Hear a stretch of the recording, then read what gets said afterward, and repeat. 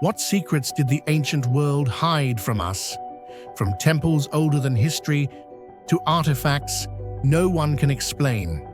The past is filled with mysteries that challenge everything we believe. Lost cities swallowed by time, symbols carved by unknown hands, and stories of civilizations that rose and vanished without reason. Each clue leads deeper into a world where fact and myth blur, and answers remain just out of reach. This is not just history. It's a descent into the greatest enigmas humanity has ever faced. High above the ancient city of Cusco, perched at over 3,500 meters in the Andes, lie the awe-inspiring walls of Saksaihuaman, a megalithic fortress so extraordinary it defies everything we think we know about history. Towering stone blocks, some weighing over 200 tons, lock seamlessly together without mortar, standing unshaken through centuries of earthquakes. No wheels, no steel tools, no beasts of burden. And yet this monumental feat was achieved with a precision so perfect that even a razor blade cannot slip between its stones. Was this the work of the Incas' unmatched ingenuity, or does it hint at a forgotten technology lost to time? As you stand before these colossal walls, one question echoes louder than all others. How could an ancient civilization accomplish what even today challenges our most advanced engineering? What do you think about this mystery? Could this be proof of the Incas' extraordinary ingenuity, or is it a remnant of an ancient technology long lost to time? Share your thoughts in the comments below. The walls of Saksaihuaman are built from massive stone blocks weighing from several tons to over 100 to 200 tons, primarily composed of andesite and diorite rocks so hard they rank just below diamond on the Mohs scale. What is truly remarkable is that each block was cut with near-perfect precision and fitted so tightly together that no mortar was needed, forming a single, unified, solid structure. The joints are so exact that even a razor blade or sheet of paper cannot slip between them. Notably, many stones are not standard rectangular shapes, but rather complex polygons, intricately carved and interlocked as if they were cast from a mold. This unique technique has allowed the structure to endure for centuries, withstanding major earthquakes that devastated Cusco, demonstrating a level of construction skill far beyond what we typically imagine of ancient engineering. What makes the walls of Saksaihuaman most mysterious is the question, what tools did the Inca use to cut and shape these massive stone blocks? According to existing archaeological evidence, they possess neither steel nor iron, relying only on tools made of copper or bronze materials, far too soft to work on extremely hard diorite and andesite.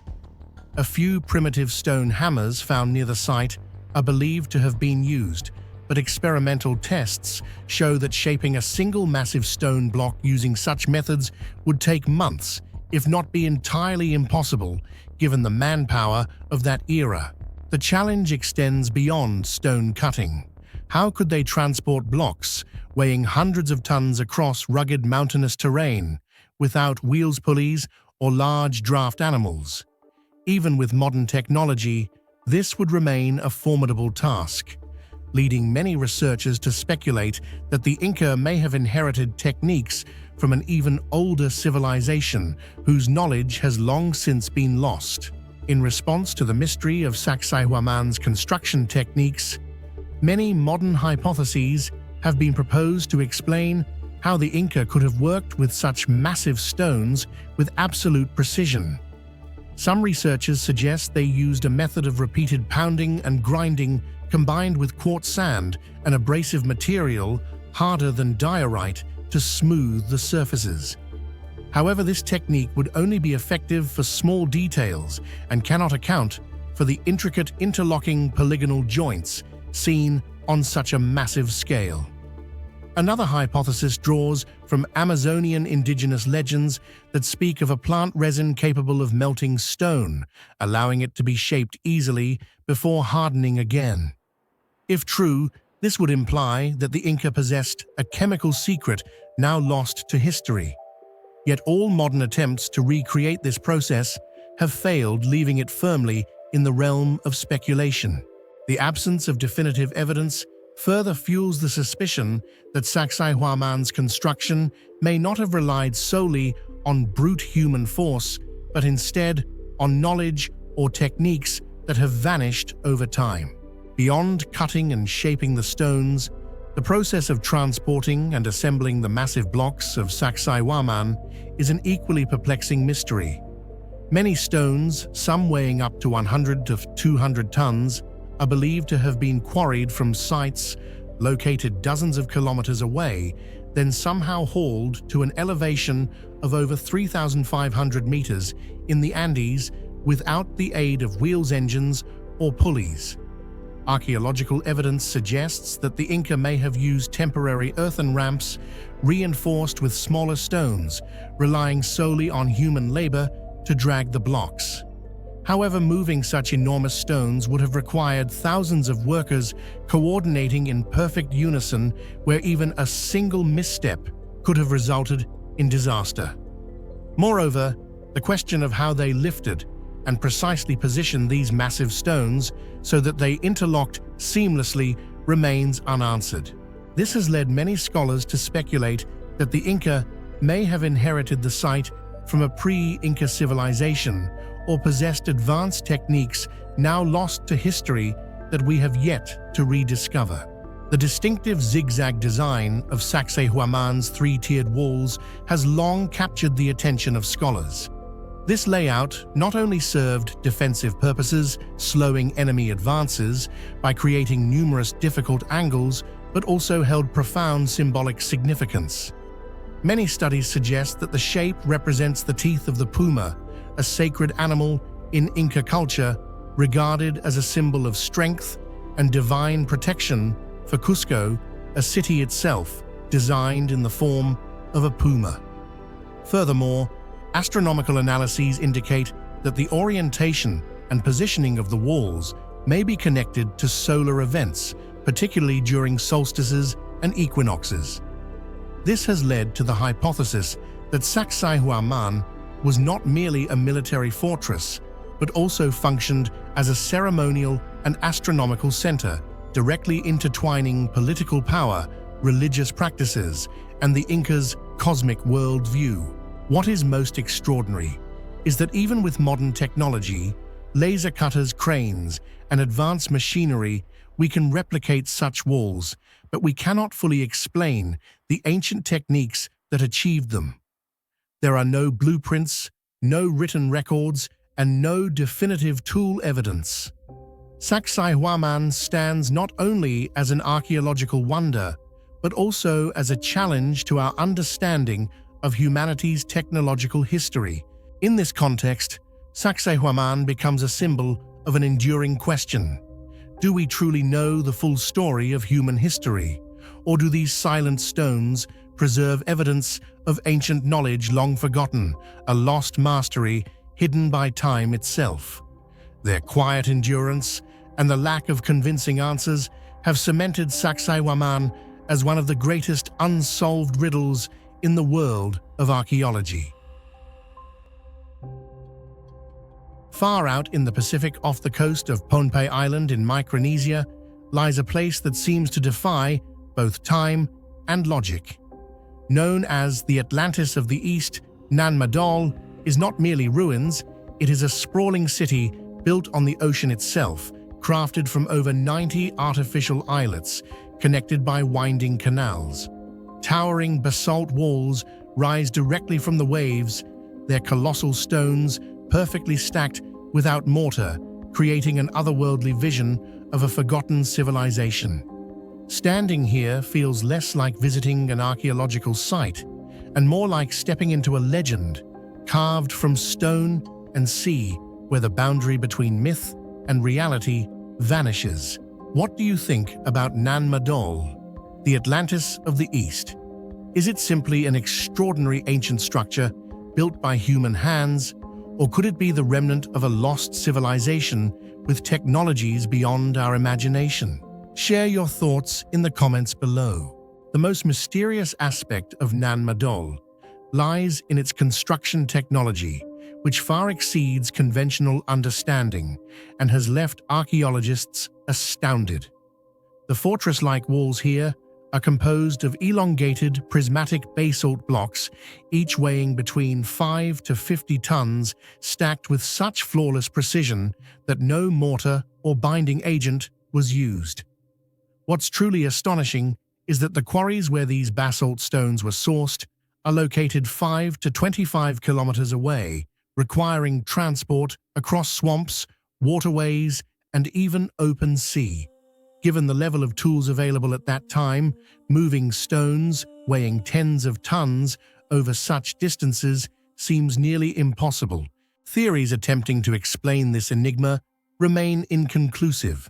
Some suggest that the ancient inhabitants used bamboo rafts or wooden boats to transport the stones, but the buoyancy of such vessels could never support such immense weight.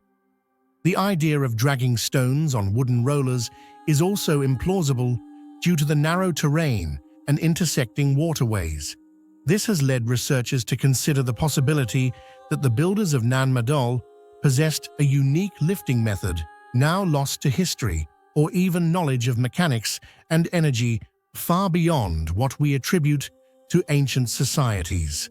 Interestingly, local legends speak of two sorcerer brothers who used magic to make the stones fly through the air and land precisely in place.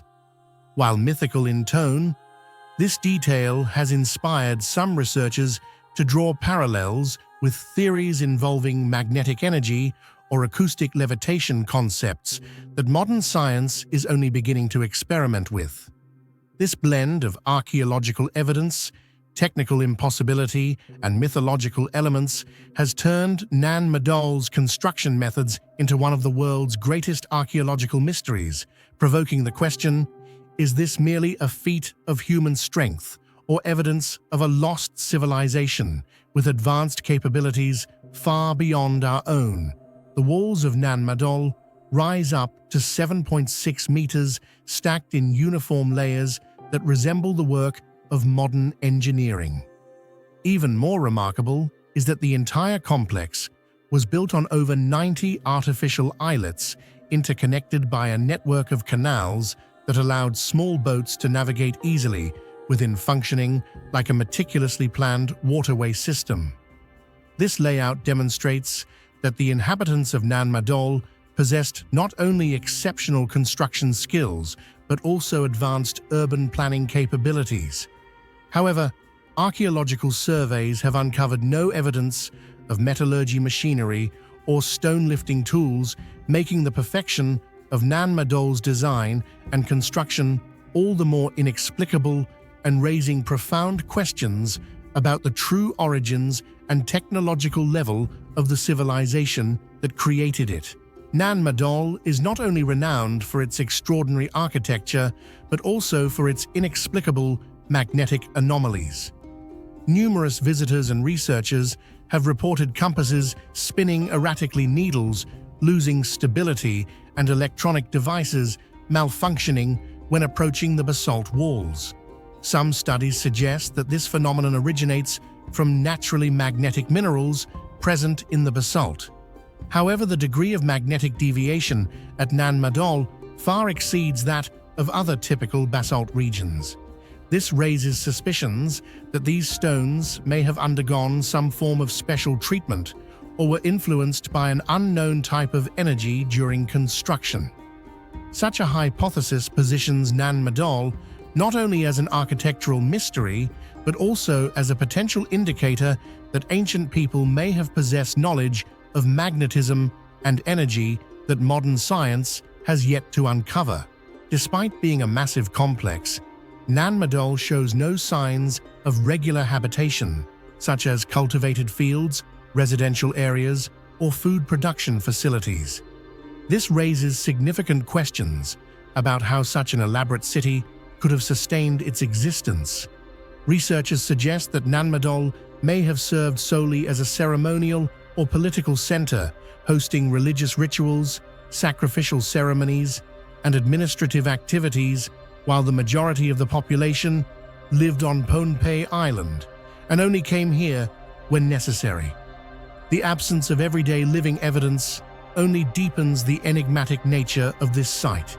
To this day, Nan Madal remains one of humanity's greatest historical enigmas, defying every attempt at explanation by modern science. Was it the product of a long-lost stone-moving technique, or evidence of an ancient civilization that once possessed knowledge far beyond its time? The site's unusual magnetic phenomena and flawless design further fuel speculation that it may be connected to principles of energy or technology that contemporary science has yet to uncover. Whatever the answer may be, Nan Madal's unexplainable construction firmly places it alongside the Egyptian pyramids and Stonehenge, standing as a powerful symbol of the unresolved archaeological mysteries of our species. In 1894, deep within a remote peat bog of Russia's Ural Mountains, explorers unearthed something that defied all expectations: a towering wooden figure carved by unknown hands. When scientists later applied radiocarbon dating, the results were staggering: 12,000 years old, forged in the shadow of the last ice age.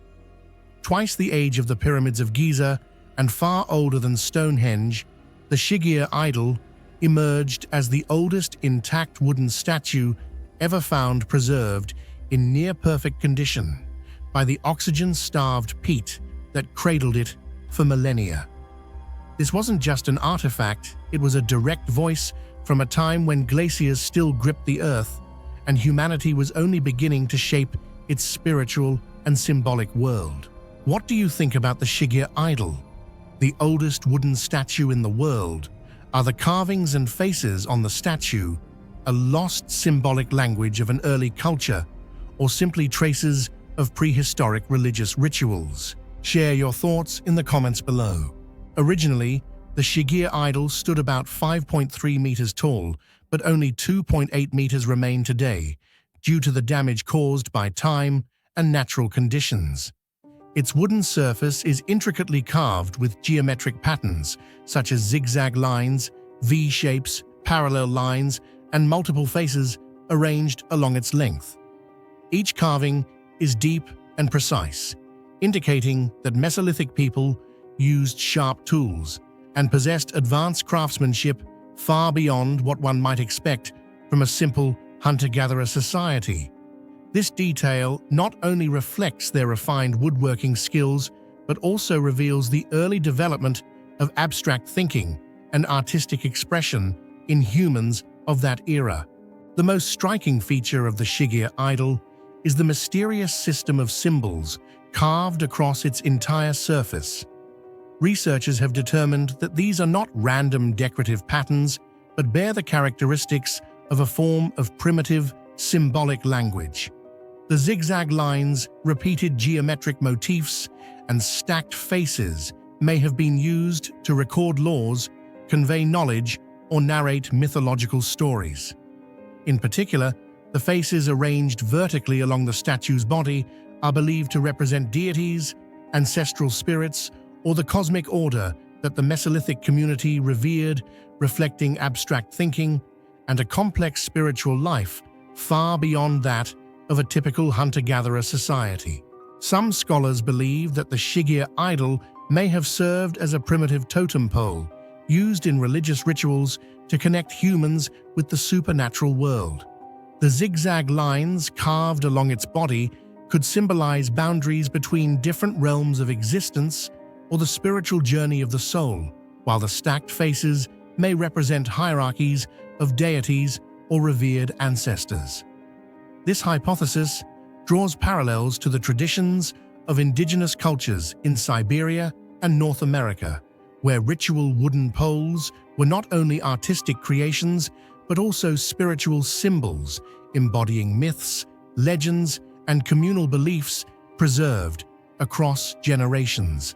Thanks to advanced 3D scanning technology, scientists have reconstructed the entire carved surface of the Shigir idol, revealing intricate details invisible to the naked eye. Features such as deeply carved round eyes, thin horizontal mouths, and parallel lines evoke the appearance of ceremonial masks, suggesting connections to divine figures or spiritual symbols. Notably, the vertical arrangement of the faces indicates an organized structure, possibly representing a hierarchical pantheon of deities or the cycle of life and death as envisioned by Mesolithic humans, serving as clear evidence of early abstract thinking in human history. Notably, the carvings on the Shigir idol do not match any known linguistic or archaeological symbol systems. They are neither written language nor depictions of daily life, but seem to belong to a long-lost cognitive system containing ancient messages that modern humans have yet to decipher. This very mystery makes the statue a unique testament to the abstract thinking and early creative spirit of prehistoric humanity. Some bold hypotheses suggest that the straight lines and zigzag patterns on the Shigir idol may reflect early astronomical knowledge or record natural phenomena such as rivers, mountain ranges, or constellations observed by Mesolithic people. If true, the statue would not only be a ritual artifact, but could also serve as a symbolic map preserving ancient knowledge, demonstrating how prehistoric humans combined spirituality and natural observation to understand the world around them. Some cautious researchers suggest that the carvings on the Shigir idol may simply be decorative or tribal identification marks, lacking complex symbolic meaning. However, even from this perspective, the statue still demonstrates the refined carving techniques and remarkable abstract thinking of Mesolithic humans, challenging the traditional view that they were merely simple hunter-gatherer communities with limited creativity and underdeveloped artistic thought.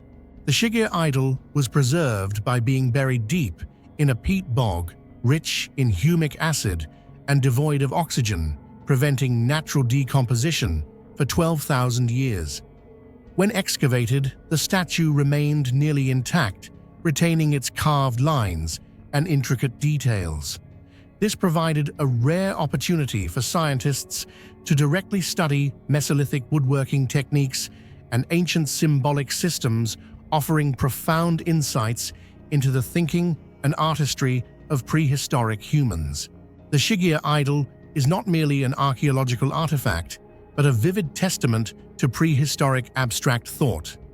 The mysterious carvings and faces on the statue pose a profound question.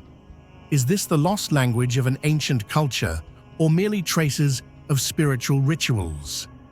After more than a century of study, this enigma remains unsolved, challenging archaeologists and urging humanity to continue exploring the deep origins of our ancestors' intellect and spiritual beliefs.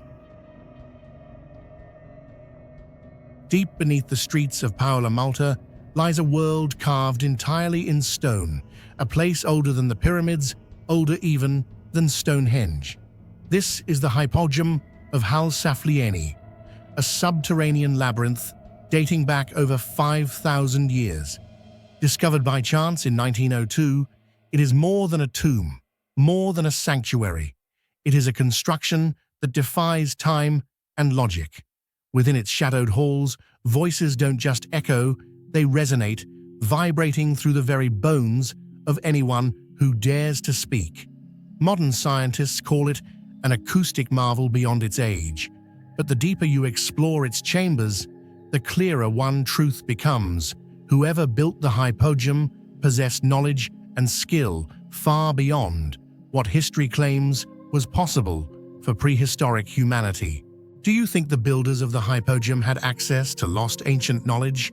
Or was this incredible acoustic design simply a coincidence of trial and error? Share your thoughts and theories in the comments below. We'd love to hear your perspective on this prehistoric enigma. The Hypogeum is carved directly into soft limestone, forming 3 main levels, connected by winding corridors and intricate chambers, resembling a deliberately engineered underground maze. Among these, the Oracle Room is the most famous for its remarkable acoustic effect. When a male voice resonates at around 110 Hz, the sound doesn't just echo, but powerfully spreads throughout the entire structure. Those inside can clearly feel the vibrations transmitted through their bones and internal organs, creating what scientists call biological resonance waves. The precision with which sound is amplified and evenly distributed throughout the space has led many experts to believe that this design could not have been accidental, but must have been based on an advanced understanding of acoustics far ahead of its time. Modern experiments have demonstrated that the Hypogeum possesses an astonishing ability to amplify sound. Even when standing tens of meters away and separated by thick stone walls, sounds emanating from the Oracle Room remain clear and evenly distributed throughout the structure. Many visitors have described experiencing sensations akin to entering an altered state of consciousness, similar to natural hypnosis. This phenomenon reveals an extraordinary level of acoustic precision, far beyond what a Neolithic society lacking metal tools or scientific knowledge was believed to be capable of raising profound questions about their technological abilities. Archaeologists and acoustic engineers agree that to create the sophisticated resonance effect found in the Hypogeum, its builders must have understood principles of spatial geometry, material thickness, and how sound travels through limestone concepts that belong to modern physics. The walls of the Hypogeum were carved with precise curves, echo niches were strategically placed, and the thickness of the stone was meticulously calculated to amplify and channel sound. The result is an acoustic effect comparable to that of modern concert halls. What is truly astonishing, however, is that this structure was created over 3,000 years before the science of acoustics even existed, raising profound questions about the true technological capabilities of prehistoric people. Detailed studies reveal that many chambers within the Hypogeum exhibit near-perfect symmetry, with stone surfaces polished to an astonishingly smooth finish. The remaining tool marks are entirely inconsistent with the crude stone tools of the Neolithic era, and there is no evidence of metal tools or advanced techniques. The precision of the cuts and the refinement of the surfaces far exceed what humans of that time were believed capable of, making the question, "How did they do it?" more mysterious than ever, and suggesting the existence of a lost level of technological skill. Some scholars suggest that the Hypogeum was built over multiple generations, with each generation gradually improving its structure through experience and observation. However, the perfect coherence of its entire architecture, from room layout and wall thickness to the precise placement of echo niches, indicates that it was designed from the very beginning with a clear acoustic purpose. This raises the possibility that ancient people not only experimented, but also accumulated and passed down knowledge over many generations, or perhaps even possessed a profound understanding of sound and resonance that has since been lost, surpassing what modern science has only recently begun to uncover. Modern neurological studies indicate that the 110 Hz resonance frequency can directly influence brainwave activity, inducing deep relaxation or intense neural stimulation. This effect has been clearly observed within the Hypogeum, where many visitors report experiencing disorientation in space and time, even feeling as if they had entered a state of natural hypnosis. This has led to the hypothesis that the structure may have been used for religious rituals, sound-based healing, or ancient hypnotic practices.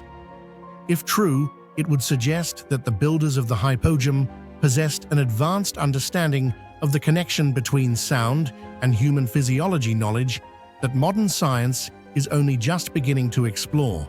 The sophistication of the Hypogeum has given rise to numerous bold theories. Some suggest it may be the legacy of a lost civilization possessing advanced knowledge no longer retained by humanity today. Others propose the possibility of knowledge being transmitted from unidentified sources beyond the scope of known history. Although there is no concrete evidence, the Hypogeum continues to challenge all conventional archaeological explanations, forcing researchers to reconsider their understanding of the capabilities and advancement of prehistoric humans. Today, the Hypogeum of Hal Saflieni is recognized by UNESCO as a World Heritage Site and is strictly preserved with a limited number of visitors allowed each day to prevent damage.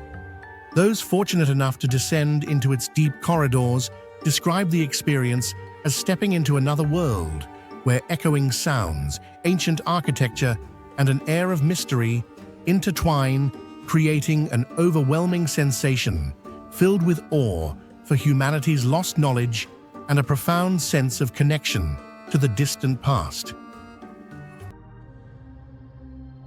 Hidden deep within the remote valleys of Patagonia, southern Argentina, lies an extraordinary archaeological site that astonishes anyone who visits Cueva de las Manos, also known as the Cave of Hands. Its name comes from the hundreds of handprints stenciled across its rock walls, living evidence left by prehistoric humans between 9,000 and 13,000 years ago. This is not merely an ancient art wall, but rather a doorway into the mysteries of our ancestors' spiritual life, society, and beliefs. Over decades of research, archaeologists have partially uncovered how these prints were created and gleaned insights into the hunting life of the people who once lived there. Yet what continues to captivate both scientists and the public is the unresolved enigma behind the true meaning of these handprints, which has made Cueva de las Manos one of the most mysterious prehistoric sites in the world. What do you think about the handprints in Cueva de las Manos? Were they a coming-of-age ritual, a form of spiritual prayer, or simply a way for our ancestors to mark their existence? Share your thoughts and theories in the comments below. Stepping into Cueva de las Manos. The first striking impression is the sight of over 800 handprints, densely covering the cave walls, creating a scene both raw and mysterious. These handprints were not painted directly, but made using a negative technique. Prehistoric people pressed their hands against the rock surface and used hollow bone tubes or even their own mouths to blow pigment around them, leaving behind empty silhouettes of their hands. The pigments were crafted from natural minerals, red from iron oxide, black from charcoal, or manganese white from clay, and yellow from iron-based minerals, showing that they had learned to harness nature's resources for artistic and ritualistic purposes. This simple yet sophisticated method highlights the exceptional creativity of humans in an era without writing or complex painting techniques. Interestingly, the majority of these prints are left hands, suggesting that the artists were mostly right-handed, using their dominant hand to spray pigment. Even more remarkable is the presence of children's handprints, much smaller than those of adults, indicating that this activity was not exclusive to grown-ups, but rather a communal ritual involving all members of the group. The coexistence of both adult and child handprints suggests a closely knit society where artistic expression went beyond mere decoration and instead embodied collective identity and social cohesion among the hunter-gatherer groups of ancient Patagonia. These details have transformed the cave into a visual diary, preserving the imprint of humanity from the dawn of history. Studies using carbon-14 dating have shown that the paintings in Cueva de las Manos were created over multiple periods spanning from 7300 to 9000 BCE, right after the Ice Age.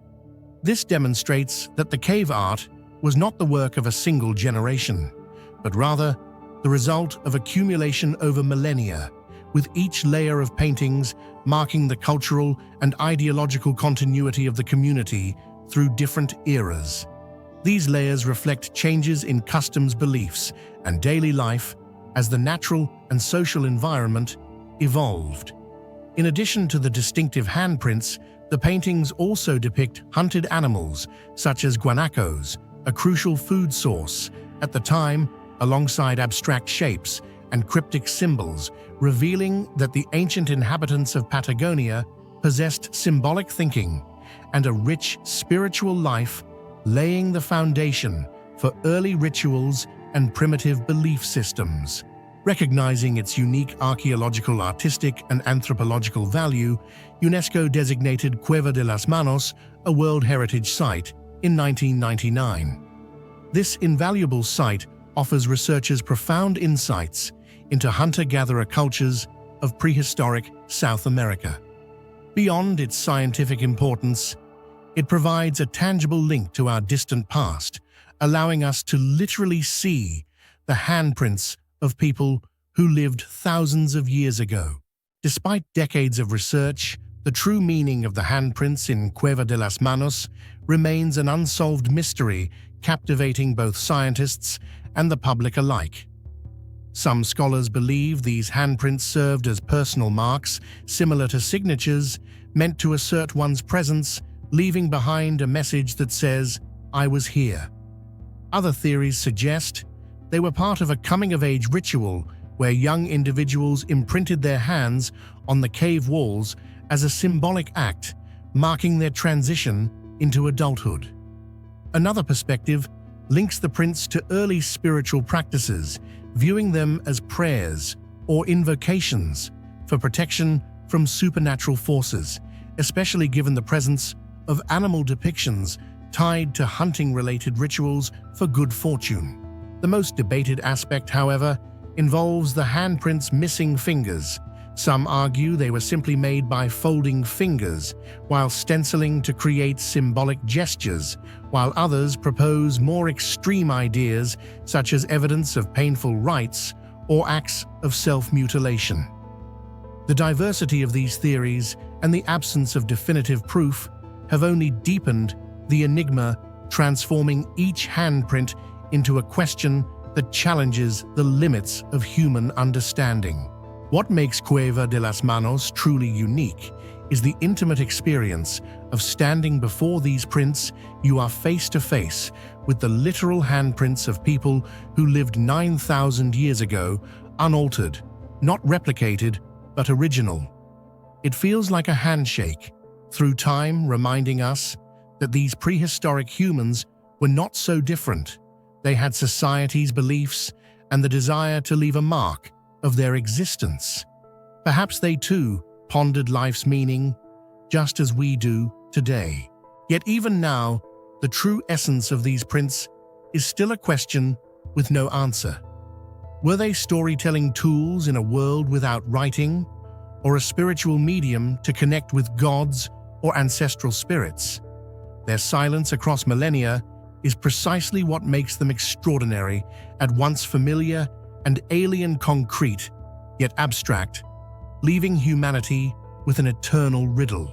This unsolved mystery has turned Cueva de las Manos into a bridge between science and legend, where every handprint whispers an untold story.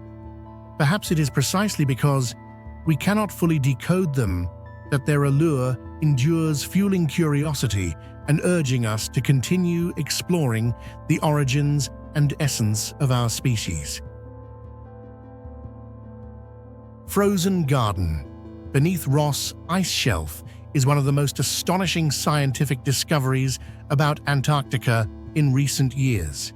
Hidden deep beneath the massive Ross Ice Shelf, one of the largest floating ice sheets on the planet, lies a place with no sunlight, near permanent freezing temperatures, and an environment seemingly incapable of supporting life.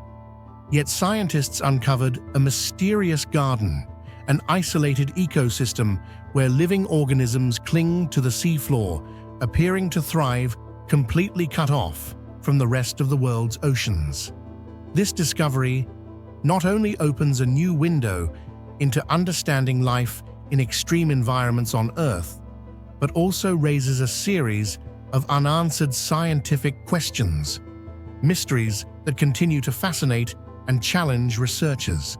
What do you think about this discovery?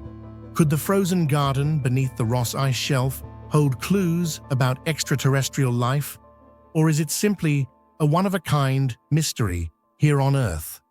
Share your thoughts in the comments below. This discovery began with an ice drilling project aimed at studying Earth's ancient climate, but what was found far exceeded all expectations.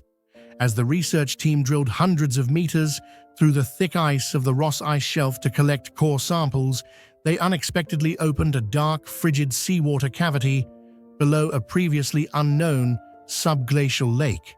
When they lowered a camera into this pitch-black water, the first images left them stunned. Living organisms were thriving in such extreme conditions. Sea worms wriggled, small crustaceans moved slowly, and sponges clung tightly to rocks on the sea floor, creating a surreal scene. One researcher described it as a frozen garden, a biological oasis buried and isolated for thousands of years beneath the massive ice, defying everything we currently understand about life.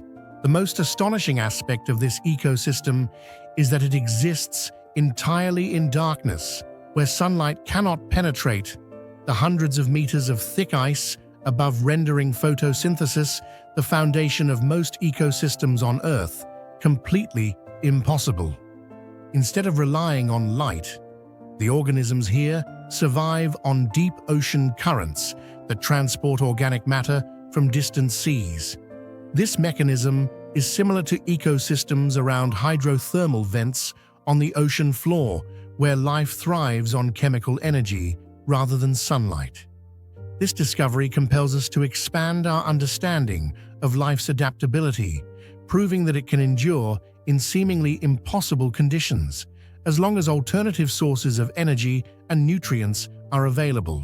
The discovery of the frozen garden beneath the Ross Ice Shelf has led scientists to draw parallels with icy moons in our solar system, such as Jupiter's Europa and Saturn's Enceladus, which are believed to harbor liquid oceans beneath their thick ice shells. If life can emerge and endure in such a dark, harsh, and sealed environment for thousands of years in Antarctica, it strengthens the possibility that these distant worlds could also host similar, isolated ecosystems. This is regarded as living evidence, supporting the hypothesis of extraterrestrial life, opening new directions for astrobiology and the quest to find life beyond Earth.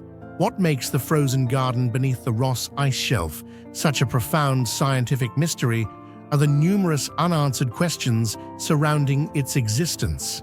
How can these organisms sustain their populations in a completely isolated environment, cut off from any direct connection to the open ocean? Did they travel through cracks in the ice and get carried here by ocean currents, or were they trapped thousands of years ago and evolved independently, diverging entirely from their oceanic ancestors? If the isolation scenario is true, do they exhibit genetic variations distinct from their open ocean relatives? Furthermore, what source of nutrition has supported them over such a long time span?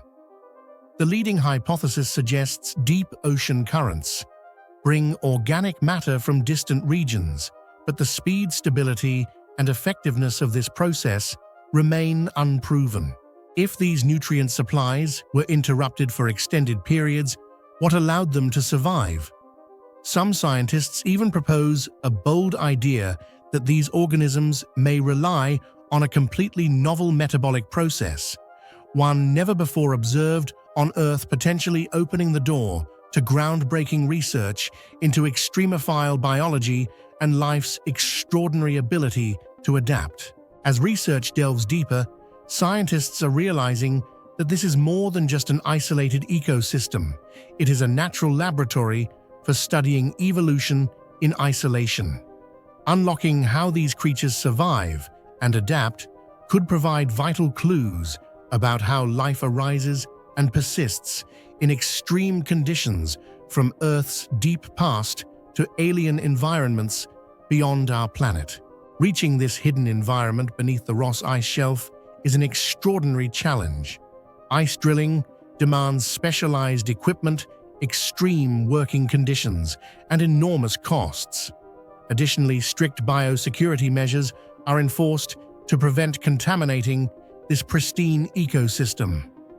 As a result, despite initial images, collecting biological samples or conducting direct studies remains highly restricted. This is why the enigmatic scientific challenge stands out most. We have only scratched the surface of this mystery. The existence of life beneath the Ross Ice Shelf questions the limits of biology, the resilience of adaptation, and the depths of our ignorance about our own planet. Is this an isolated phenomenon, or could there be more frozen gardens hidden beneath other Antarctic or Arctic ice shelves? Could entirely unknown life forms await discovery? In many ways, the frozen garden beneath Ross Ice Shelf serves as a gateway to profound questions about life in darkness, evolution in isolation, and even the potential for extraterrestrial ecosystems.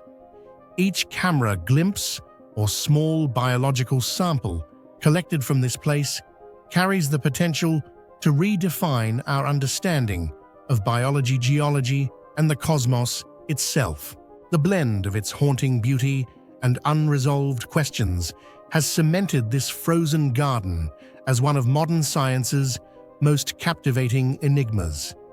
It is more than an Antarctic discovery, it is a reminder that even on our own planet, there are still places holding life far beyond the boundaries of what we once believed possible. High above the soaring towers of India's ancient temples, carved in stone and frozen in time, lie visions of mysterious flying machines known as vimanas. Far from being simple decorative motifs, these enigmatic structures echo the tales of the Mahabharata and Ramayana, where celestial chariots carried gods across the skies. From the towering Brihadiswara temple in Tamil Nadu to the intricate complexes of Ellora and Khajuraho, these temples stand as silent archives of a forgotten age, blending spiritual devotion, artistic brilliance, and feats of engineering that still defy explanation.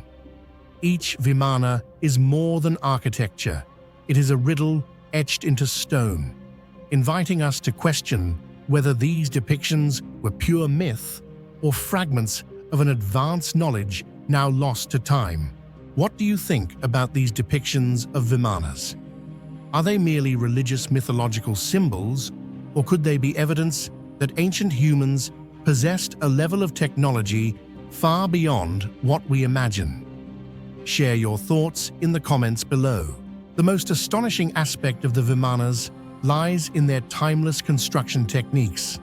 These structures were built from massive stone blocks, each weighing several to dozens of tons, yet they were fitted together with near-perfect precision, leaving no visible gaps. At Brihadiswara Temple, the main vimana rises to an impressive 66 meters, constructed entirely of granite, a material not native to the area, which had to be transported from quarries located tens of kilometers away. What is truly remarkable is that during that era, people lacked mechanical equipment, metal pulleys, or modern wheeled vehicles. Archaeologists continue to fiercely debate how ancient builders could have lifted and placed such enormous stones atop towering spires. A widely discussed theory suggests the use of kilometer-long inclined ramps to haul the stones upward, but no archaeological evidence has yet confirmed the existence of such ramps. This mystery compels researchers to ask, did the ancients possess a construction technique we have yet to understand? Or were there tools and methods that have simply been lost to time? Beyond the use of massive stone blocks, what astonishes researchers is the flawless fitting technique of the vimanas.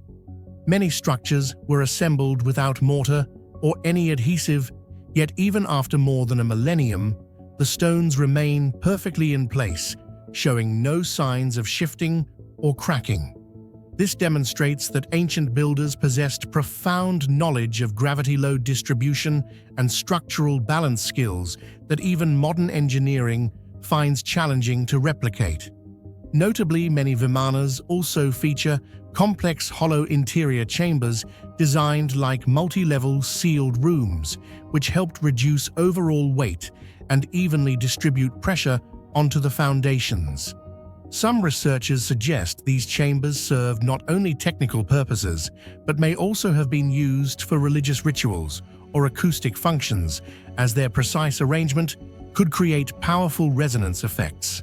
It is truly remarkable that such principles, which are only now being implemented in modern construction techniques, were already in practice over 1,000 years ago, revealing the timeless engineering brilliance of ancient Indian civilization. The carvings and decorative patterns on vimanas only deepen their mystery. In temples such as Hampi, countless spiral motifs, interlocking pillars, and multi-tiered domes with aerodynamic shapes have been discovered, leading many scholars to wonder whether these were purely religious decorative art or reflections of ancient memories of actual flying machines. Particularly striking are certain stone carvings that closely resemble mechanical gears or sliding door frames, giving them the appearance of stone-based technical blueprints rather than mere ornamental designs. These depictions are often linked to the ancient text Vaimanika Shastra, believed to describe the operational principles and construction of vimanas, including controversial concepts such as anti-gravity metals and mercury-based energy systems. The coexistence of such technical elements alongside traditional religious motifs has sparked intense debate. Are they symbolic representations of divine power, or do they hold remnants of technological knowledge far beyond their time knowledge we have yet to decode? One of the most remarkable features of the vimanas is their precise astronomical alignment. At Brihadiswara Temple, the main axis of the vimana is perfectly oriented toward the east, allowing sunlight to directly illuminate the deity's statue during the equinoxes. Furthermore, the system of stairways, corridors, and entrances is meticulously arranged to guide this light through multiple architectural layers, creating an astonishingly accurate natural illumination effect, something nearly impossible without an advanced understanding of astronomy. Modern studies have also revealed that the positions of many vimanas across different temple complexes form patterns corresponding to major constellations such as Orion and Pleiades. This suggests that ancient Indian architects were not only building temples for religious purposes, but also integrating astronomical knowledge into their overall planning, much like the pyramids of Egypt or Stonehenge, which were aligned to celestial events. This integration highlights a profound connection between spirituality, astronomy, and architecture, reflecting the scientific vision of a civilization far ahead of its time. The vimanas depicted in ancient Indian temples have long been at the center of intense debate. Mainstream scholars often argue that they are merely mythological symbols, reflecting religious beliefs and artistic creativity accumulated over centuries. From this perspective, the intricate architectural details simply showcase the advanced craftsmanship and building skills of the time without any connection to superior or lost technology. In contrast, proponents of the ancient astronaut theory view them as evidence of a forgotten advanced technology, possibly even linked to contact with extraterrestrial civilizations. They argue that the extraordinary durability of these vimanas, surviving thousands of years of natural disasters, time and historical upheavals, combined with their unresolved technical features, cannot be explained solely by traditional ancient methods. This debate extends beyond questions of architecture or engineering and challenges our broader understanding of human history. Have we underestimated the knowledge of our ancestors, or have we overlooked vital clues pointing to a far more complex and enigmatic past than we ever imagined? Beyond engineering marvels, the integration of architecture, astronomy, and mythological symbolism in vimanas has left even modern engineers in awe. Today, researchers employ 3D laser scanning to recreate the internal layouts of these vimanas, uncovering hidden hollow chambers and sealed corridors previously unknown. Some theories even suggest that these spaces may have once been used to store acoustic energy or resonance vibrations similar to the sound-based principles found in Malta's Hypogeum, hinting that ancient builders may have understood and utilized physical effects that modern science is only beginning to explore. From this perspective, vimanas are not merely religious symbols, but rather stone records of the intersection between science, art, and mythology in ancient Indian civilization. Their timeless construction techniques not only challenge our understanding of human capability in antiquity, but also compel us to reconsider our technological history. Have we truly comprehended the knowledge once possessed by our ancestors? And if rediscovered, could it unlock new directions for modern science? Singing Obelisk of Inner Anatolia is one of the most mysterious monuments in the interior region of Anatolia, Turkey, attracting attention not only from archaeologists, but also from researchers in acoustics, ancient engineering, and even enthusiasts of unconventional theories outside mainstream science. Famous for its ability to emit strange, resonant sounds when exposed to wind or light tapping, this stone pillar is more than just a simple structure. It appears to be evidence of a level of craftsmanship far beyond the historical era to which it is attributed. This very factor, the advanced, seemingly anachronistic technology behind its creation, is what makes the singing obelisk an extraordinary enigma, raising profound questions about the knowledge and technical abilities of ancient civilizations. What do you think about the singing obelisk of Inner Anatolia? Is it merely a unique religious monument, or could it be evidence that ancient humans once possessed technology far beyond what we know? Share your thoughts in the comments below. This obelisk was carved from a massive single block of basalt, standing about 7 to 9 meters tall and weighing tens of tons, erected upright on a flat stone base without the use of mortar or any binding material. What is astonishing is that its surface is so smooth it reflects faint light, as if it had been polished using modern technology. The edges of the obelisk are so sharp and perfectly straight that they show virtually no margin of error, prompting researchers to ask, how could ancient people, using only stone, copper, or bronze tools, achieve such refined precision? Under microscopic examination, the cut marks on the obelisk reveal extremely fine, straight and uniform lines, features that primitive hand tools of that era could hardly produce.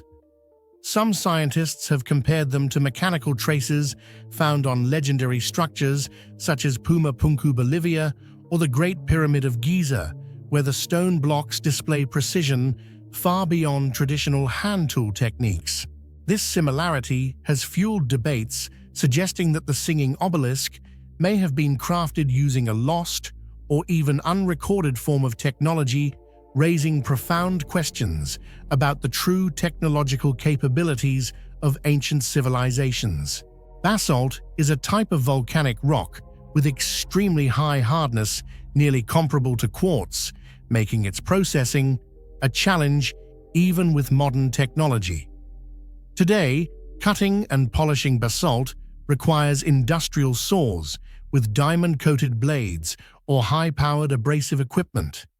Yet the singing obelisk demonstrates that thousands of years ago, an ancient civilization in Anatolia was able to craft this stone with astonishing precision, leaving no trace of tools or workshops capable of such work. Geological analyses reveal that this basalt block was quarried from a site over 30 kilometers away. Transporting a stone weighing tens of tons over such a distance and erecting it upright without mechanized equipment or modern pulley systems is far beyond the known technical capabilities of that era. Even more striking, during this historical period, the wheel was not yet in widespread use in Anatolia, making the movement and erection of this massive stone an unanswered question, sparking speculation that ancient people may have possessed techniques and knowledge far beyond what mainstream history has ever acknowledged. What astonishes researchers most about the singing obelisk are the straight, evenly spaced and deep-cut marks, showcasing a level of precision nearly equivalent to modern CNC machining. Close observation reveals that the stone surfaces were not only cut, but also repeatedly polished, achieving a light, reflective sheen, evidence that the crafting process involved multiple stages: rough cutting, fine grinding, and final polishing, remarkably similar to modern industrial procedures. Even more striking is the absence of any traces of primitive hand tools, raising questions about the actual technology employed. A controversial hypothesis suggests that the ancients might have utilized acoustic technology or vibrational devices to weaken the crystalline structure of the stone, making it easier to cut and shape. This theory gains even more weight given the obelisk's unique acoustic resonance. Could its builders have understood and applied acoustic principles not only for ritualistic purposes, but also as a technical tool, revealing knowledge far beyond what we believe existed in the ancient world? The singing obelisk is far from an inert block of stone. When wind passes through its small openings, or when it is lightly tapped, it emits a prolonged resonant sound, much like a colossal musical instrument. This sound changes depending on wind direction, weather conditions, and even during special times, such as the winter or summer solstice. Acoustic studies have revealed that within the obelisk are finely carved grooves capable of amplifying sound and creating resonance, a feature unlikely to be coincidental. This raises the question of whether its builders possessed knowledge of acoustics, understanding the principles of resonance and applying them not only for ritual or musical purposes, but also as a practical technical tool.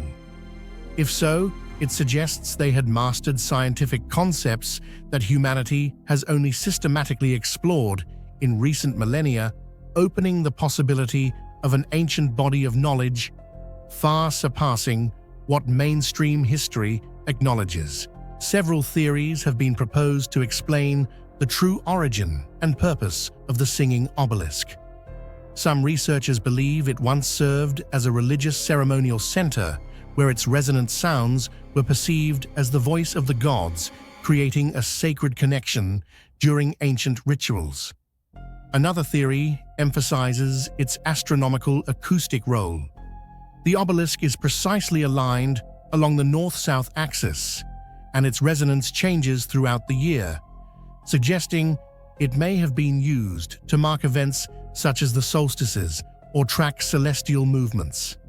A bolder perspective proposes that it is the legacy of a lost advanced civilization possessing technological capabilities far beyond what mainstream history acknowledges, similar to debates surrounding Pumapunku or the Egyptian pyramids.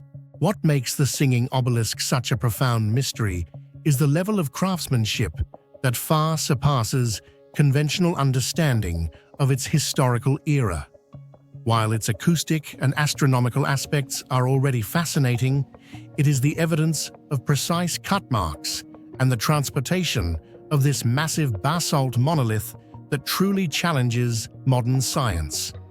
There are no archaeological traces indicating that tools from that period could have produced such fine and accurate cuts. Moreover, moving and erecting a single stone weighing tens of tons without machinery pulley systems or widespread use of the wheel would be nearly impossible by traditional engineering standards. This leads to two possibilities. Either we have underestimated the true technological capabilities of ancient Anatolian societies, or this obelisk belongs to a stage of human development that mainstream history has yet to recognize. In either case, both scenarios fundamentally challenge our current understanding of humanity's technological evolution. The singing obelisk of Inner Anatolia is far more than a singing stone pillar. It is a gateway to profound questions about human ingenuity, forgotten sciences, and perhaps even capacities beyond our current historical framework. From its machine-like cut marks to its intricately tuned acoustic resonance, this monument defies conventional explanation and challenges us to ask, do we truly know everything about our own past? High in the misty mountains of the Caucasus, scattered across the rugged landscapes of Russia, Georgia, and Abkhazia, stand more than 3,000 enigmatic stone structures, silent sentinels from a forgotten age. Known as the dolmens of the Caucasus, these megalithic monuments date back to an era as ancient as Egypt and Mesopotamia, yet their purpose remains one of archaeology's most tantalizing mysteries. Perfectly carved from massive stone slabs and featuring precise circular portals, these dolmens defy simple explanations. Were they tombs for prehistoric elites, astronomical observatories aligned with the stars, or something far more extraordinary, ceremonial stargates meant to connect humanity with the divine or unknown realms beyond our comprehension? Their presence invites not just investigation, but wonder who built them, and what secrets of the ancient world do they guard? What do you think about these mysterious dolmens? Were they simply prehistoric tombs, or could they truly have been used as stargates connecting to another world? Share your thoughts and theories in the comments below. The dolmens in the Caucasus were constructed from massive, monolithic stone blocks, cut and assembled with astonishing precision, allowing them to stand for millennia without any form of binding mortar. What is particularly striking is that many dolmens feature perfectly circular openings carved through thick stone slabs, measuring about 30–40 centimeters in diameter, executed with a level of craftsmanship far beyond what is believed to have been possible with the rudimentary tools of that era. Achieving such precision under primitive technological conditions raises a profound question: who built these structures, by what methods, and for what purpose? This enigmatic construction technique continues to challenge the understanding of modern science. One of the most controversial aspects of the dolmens of the Caucasus is their true purpose. Traditional archaeologists often base their conclusions on the discovery of human remains and grave goods in a small number of dolmens, suggesting they were ancient tombs for prehistoric chieftains or elite classes. However, this evidence explains only a fraction of the picture. In reality, the majority of dolmens are completely empty or contain puzzling traces of ritual activity, such as ashes, fire marks, or deliberately placed objects unrelated to burial practices. Notably, the locations of these dolmens appear far from random. They are often situated on high points, mountain slopes, or vantage spots with wide visibility, many of which astonishingly align with astronomical events such as the winter and summer solstices, hinting at a direct link between their construction and celestial observation. From this emerges the Stargate hypothesis, which has drawn the attention of many alternative researchers. This theory suggests that dolmens were not merely physical structures, but served as ceremonial gateways connecting the tangible world with the spiritual realm. The circular openings carved through thick stone slabs are seen as symbolic thresholds, places where rituals were performed to cross over between the earthly and the divine. Even more intriguing acoustic studies show that the interior of these dolmens can amplify deep, resonant sounds, creating a unique reverberation effect. When combined with chanting or drum beats during rituals, this resonance could induce trance-like states, a feature commonly associated with ancient spiritual practices intended to facilitate communication with the supernatural. This has led many to believe that the dolmens may have been centers for astronomical spiritual ceremonies purposefully designed not only to align with the heavens, but also to open a portal linking humanity to realms beyond our current understanding. The combination of sturdy architecture, mysterious circular openings, and strategic alignment with celestial events raises the question, were these dolmens intended as stargates used by ancient people to ritually pass through into other realms or connect with their deities? This concept aligns with other ancient cultures such as Egypt's Sumer and Stonehenge in England that exhibit strong ties between stone monuments, astronomy, and ritual practices. One of the factors that make the dolmens of the Caucasus even more mysterious is their remarkable similarity to megalithic structures around the world.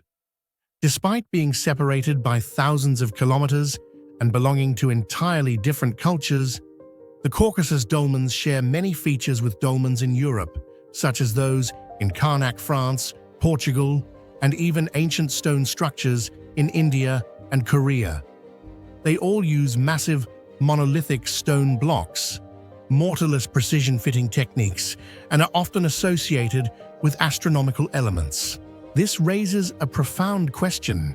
Could there have been a shared source of prehistoric knowledge, or did ancient civilizations engage in a broader exchange of construction techniques than what mainstream history recognizes?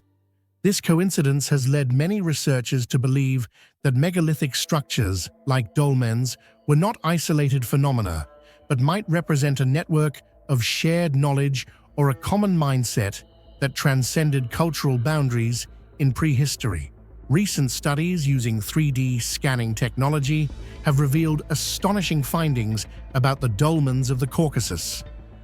Results show that the interior surfaces, and especially the circular openings carved through thick stone slabs, were crafted with an incredible level of precision, far exceeding what is believed possible with Stone Age stoneworking techniques.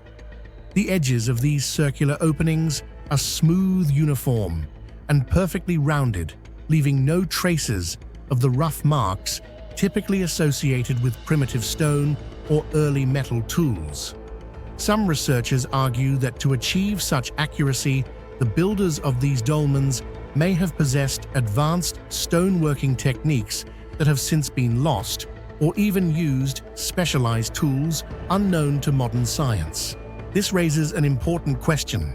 Did prehistoric humans truly develop skills far superior to what we currently understand, or did a form of technical knowledge vanish with time, leaving the dolmens as the sole surviving evidence of a forgotten level of expertise? These discoveries further heighten the enigmatic allure of the dolmens of the Caucasus, leading many to believe that they were not merely tombs, but could have served as centers for complex spiritual or astronomical rituals. If true, this reflects a prehistoric worldview in which death was not an end, but rather a passage through a gateway linking humans to deities or other realities beyond comprehension. Today, these dolmens still stand tall amidst nature's silent witnesses to an undeciphered past.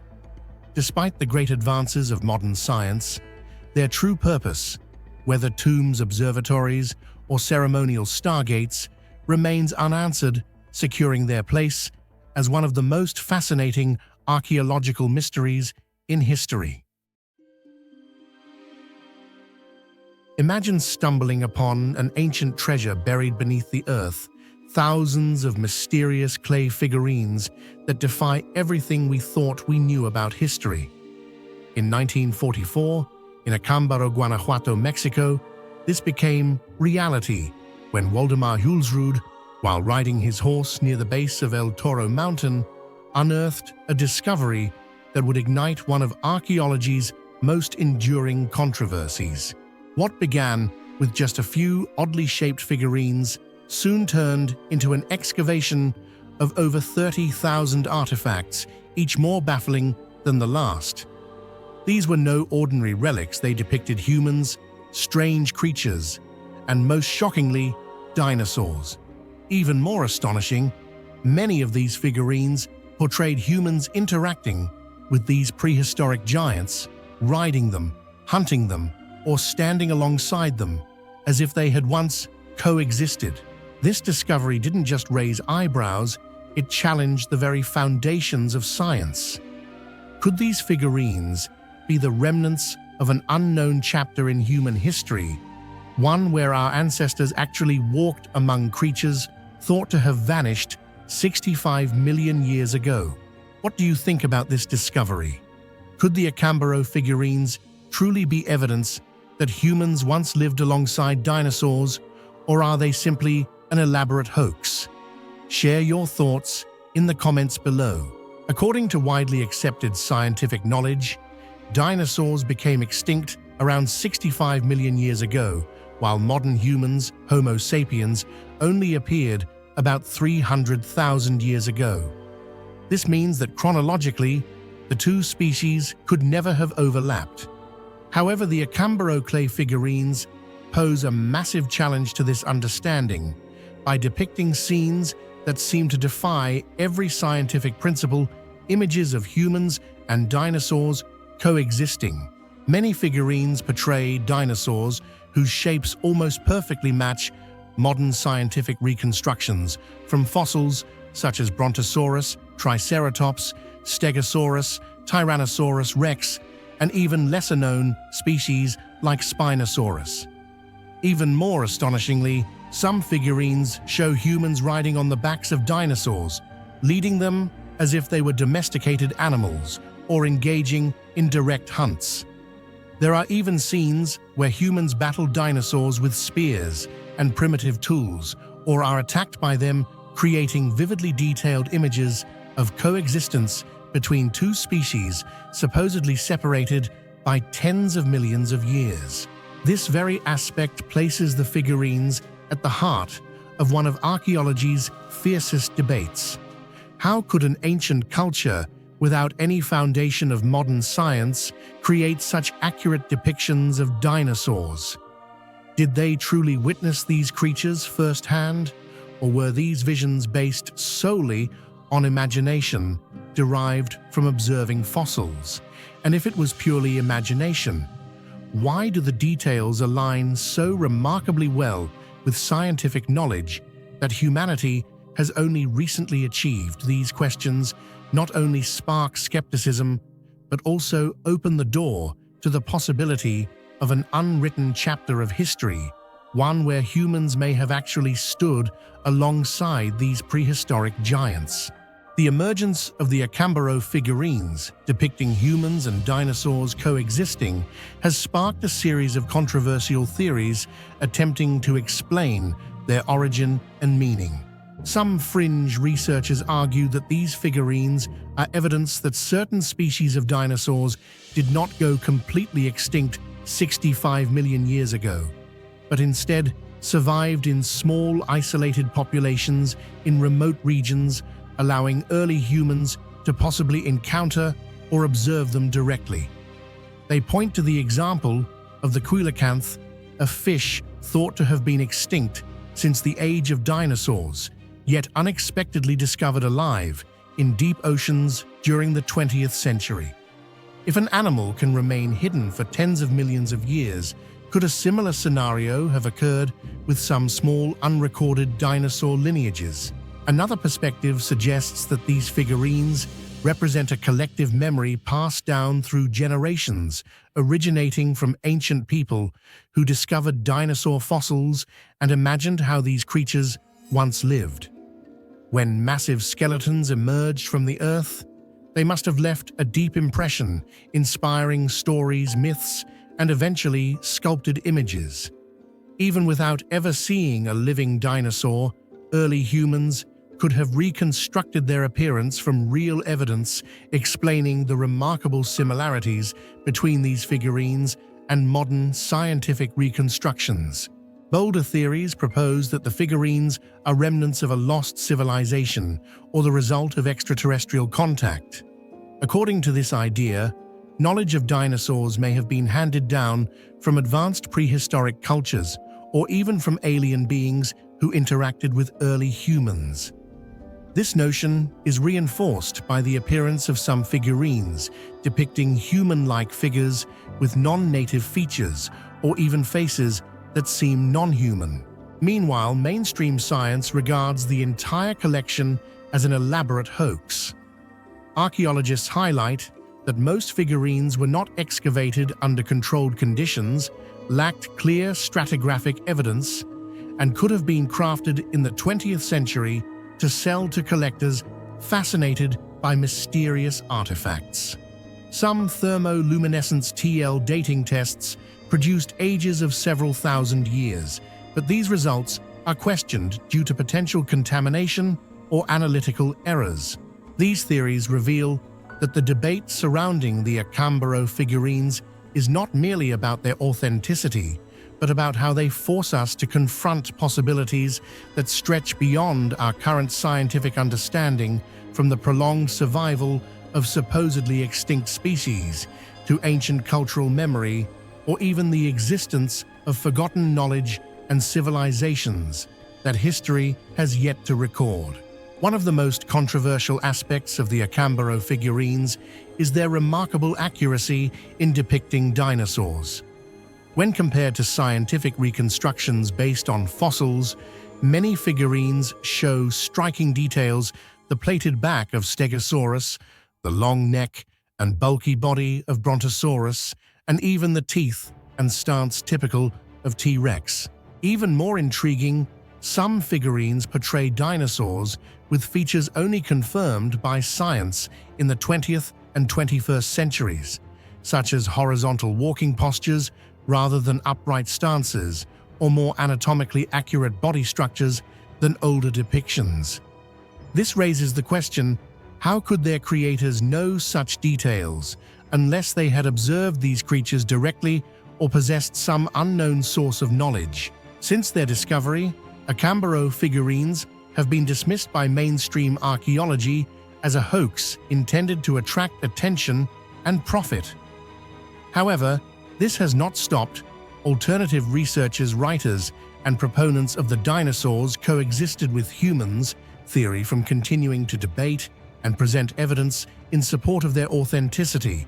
If these figurines truly are ancient and reflect a real historical occurrence, they would force humanity to reconsider the entire timeline of evolution, natural history, and even the origins of ancient knowledge.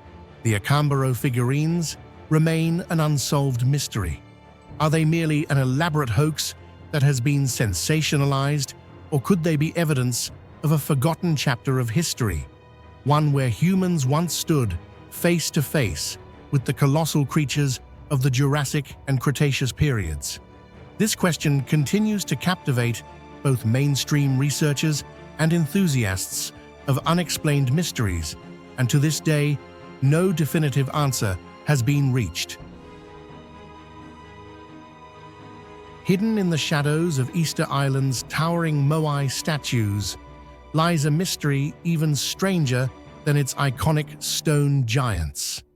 Beyond the famed undeciphered Rongorongo script, researchers have uncovered tantalizing traces of what appears to be an eighth script, a forgotten system of symbols scattered across ancient stones and artifacts. Unlike anything else on the island, it defies classification, offering no translations, no oral history, and no key to unlock its meaning. Who inscribed these cryptic marks? Were they the language of priests, lost knowledge from an earlier civilization, or something far more enigmatic? After centuries of study, one fact remains undeniable: no one on Earth has ever been able to read it. What do you think these mysterious symbols could be? Were they part of a secret priestly language, remnants of an older forgotten civilization, or something far beyond our current understanding? Share your theories in the comments below. The origin of the 8th script of Easter Island remains a highly debated topic among archaeologists because it is not documented in official reports and is primarily based on sporadic discoveries from independent researchers and small-scale excavations. Several stone slabs, ancient wooden fragments, and even cliff faces near Moai sites have been recorded bearing symbols completely distinct from Rongorongo. These symbols feature simple shapes leaning toward geometric elements such as circles, lines, and abstract markings, with virtually no depictions of animals or humans. This stark difference has fueled various theories. It could represent a pre-Rongorongo form that existed before the established script emerged, or it may have been a ritual symbol system used exclusively by priests or the elite class, serving religious ceremonies or safeguarding esoteric knowledge unknown to the general populace. Compared to Rongorongo, which is complex with stylized symbols depicting humans, animals, and natural elements tied to Rapa Nui life, the 8th script is markedly minimalist. It primarily consists of straight lines, circles, and abstract symbols that resemble codes more than pictographs. This stark contrast has led many scholars to question its validity as a fully developed writing system, suggesting it might merely be decorative carvings or territorial markers. However, the orderly repetition of these symbols across multiple locations indicates they were intentional rather than random. Notably, some studies have documented clusters of these symbols concentrated near ritual objects such as altars or stone slabs adjacent to Ahu platforms where Moai statues were erected. This association strengthens the hypothesis that the 8th script likely served a religious or ceremonial purpose used within a context of sacred authority and not intended for the general populace.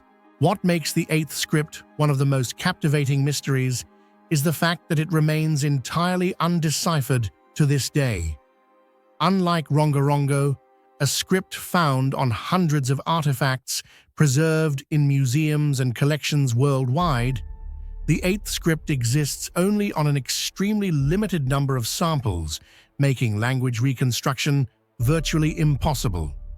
There is no bilingual text for comparison, no ancient phonetic transcription, and not even any oral traditions or collective memory among the descendants of the Rapa Nui that mention a second script apart from Rongorongo. This lack of data has placed researchers in a deadlock, preventing them from applying conventional methods of comparative or statistical linguistics. Even when modern tools are employed, ranging from morphological symbol analysis and pattern recognition algorithms to the use of artificial intelligence to simulate linguistic structures, all attempts have failed due to the scarcity and fragmented nature of the samples. Some scholars have gone further to suggest that the 8th script might not be a true writing system at all, but rather a collection of non-linguistic ritual symbols, possibly serving as signs of power, religious codes, or emblematic markers for the elite class. However, the absence of direct evidence has kept such theories in the realm of speculation. As a result, many experts have been forced to concede that without new archaeological discoveries, such as a long slab bearing continuous text or an artifact accompanied by a parallel gloss, The eighth script may forever remain beyond human understanding, becoming a silent language buried in history. Archaeological evidence suggests that eighth script symbols often appear in high ritual areas, such as near Moai platforms or within caves believed to host sacred ceremonies. This has led to the theory that the script was not used publicly, but was an esoteric system limited to priests or ruling elites for recording rites, invocations, or even laws regulating society. This exclusivity would explain why no folk legends recall its use. It was always a secret knowledge confined to a select few. Some independent researchers have proposed that the eighth script may be evidence of ancient trans-Pacific connections between Rapa Nui and distant cultures. They point out that certain symbols in this script bear faint resemblances to geometric patterns carved into stones in the Andes or motifs found on ancient artifacts from the Marquesas Islands and Tahiti. However, these similarities remain purely observational, with no archaeological or linguistic evidence to prove any direct link. Nevertheless, such theories continue to spark fascinating questions about the possibility of ancient cultural exchanges and interconnected networks that we have yet to fully uncover. The primary reason the eighth script remains undeciphered lies in the scarcity of both physical samples and cultural context. While the Rosetta Stone played a pivotal role in deciphering Egyptian hieroglyphs thanks to its bilingual text, no such key exists for the eighth script. The collapse of Rapa Nui society in the 17th-18th centuries, compounded by the devastating effects of colonial contact, erased most traditional knowledge and severed the cultural continuity necessary to understand this script. What remains are merely scattered symbols, insufficient to establish any grammar or semantics. This data void has paved the way for numerous fringe theories and pseudo-scientific notions, ranging from claims that it was the language of the gods to speculation about extraterrestrial involvement. Despite lacking evidence, these theories have only deepened the aura of mystery surrounding the eighth script, making it both a fascinating and controversial topic among scholars and the public alike. Archaeologists remain hopeful that future excavations on Rapa Nui or unexplored caves may yield more artifacts bearing these symbols, expanding the dataset for analysis. Emerging technologies. 3D imaging, AI-driven symbol recognition, and subsurface magnetic surveys are being deployed to locate hidden relics. Yet as of today, the eighth script endures as an undeciphered dead language, a silent witness standing on the margins of human history. Hidden deep within the rugged limestone mountains of Crete lies a place where science collides with myth and nature itself seems alive. Known as the Cave Bellows of Crete, this mysterious site has baffled researchers and enthralled explorers for generations. Within its twisting passageways, an extraordinary phenomenon occurs. Powerful winds surge in and out of the cave, as if it were inhaling and exhaling, earning it the haunting title of the breath of the earth. Here, amidst ancient echoes and swirling gusts, history, geology, and legend intertwine, inviting all who enter to step into a living enigma that defies explanation. What do you think causes this incredible breath of the earth phenomenon in the Cave Bellows of Crete? Is it purely a result of natural geology, or could there be something more, perhaps even traces of ancient engineering or forgotten knowledge at play? Share your thoughts in the comments below. The most striking phenomenon of Cave Bellows of Crete is its unusual alternating wind, making it seem as if the cave breathes to its own rhythm. During the day, strong gusts rush inward from outside, giving the impression that the entire cave is taking in a deep breath. But when night falls, the wind completely reverses direction, blowing outward with enough force to tousle hair and whip clothing, as though the cave is powerfully exhaling. This is not a gentle breeze, but a steady, forceful airflow that echoes through the stone interior.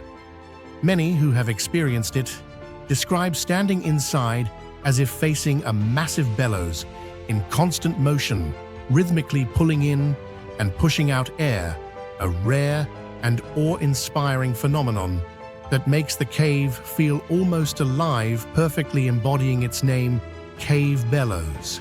Scientists have conducted numerous detailed surveys at Cave Bellows of Crete, installing airflow meters and pressure sensors to investigate the cause of this strange phenomenon. A widely accepted hypothesis suggests it originates from pressure differences between deep underground chambers within the limestone massif, where air is cyclically compressed and released. As outside temperatures fluctuate, particularly with the stark contrast between day and night, the pressure within these sealed chambers also shifts, creating inward and outward air currents that function like a colossal natural ventilation system.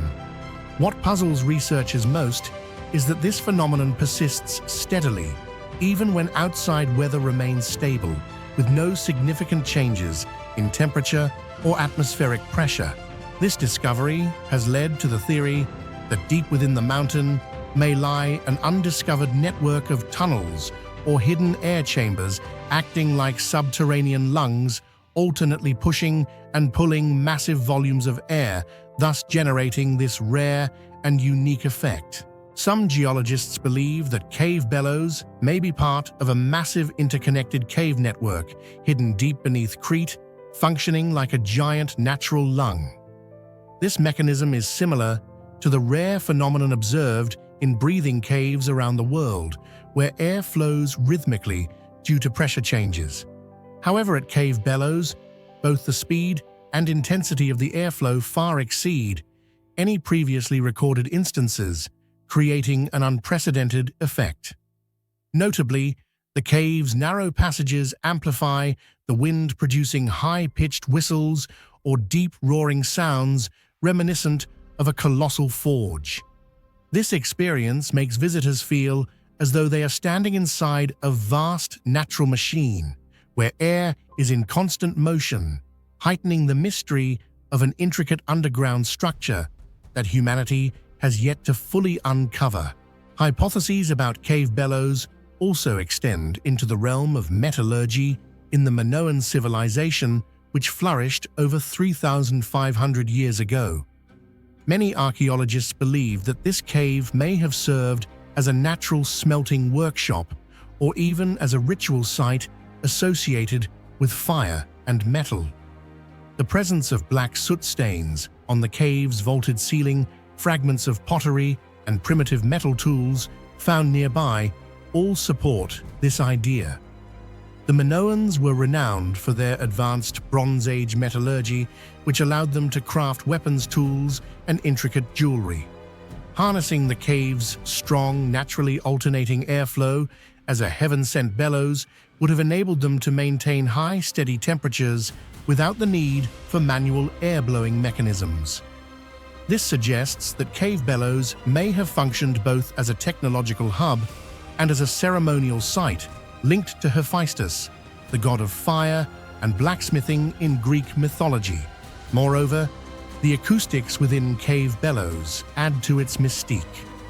When wind rushes through its narrow passages, the sound resonates through the rock, producing deep, echoing tones akin to roaring fire or the hiss of a working forge. This auditory effect strengthens the idea of the cave as a ceremonial center dedicated to Hephaestus, the Greek god of blacksmiths and fire. Some religious theories even interpret the alternating winds as the breath of the gods, symbolizing the harmony between earth and sky and the link between humanity and the divine. Not all explanations are mythical, however. Recent scientific studies continue to probe for definitive answers to the alternating wind phenomenon. Some research teams propose that enormous undiscovered voids deep within the mountain act as natural pressure chambers.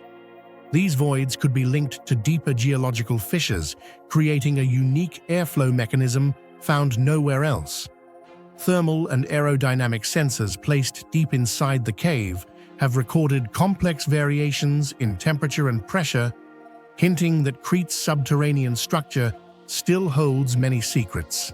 Beyond scientific inquiry, Cave Bellows is steeped in ancient local legends. Stories claim that long ago, the cave breathed fire with strong winds, carrying hot smoke rising from the earth.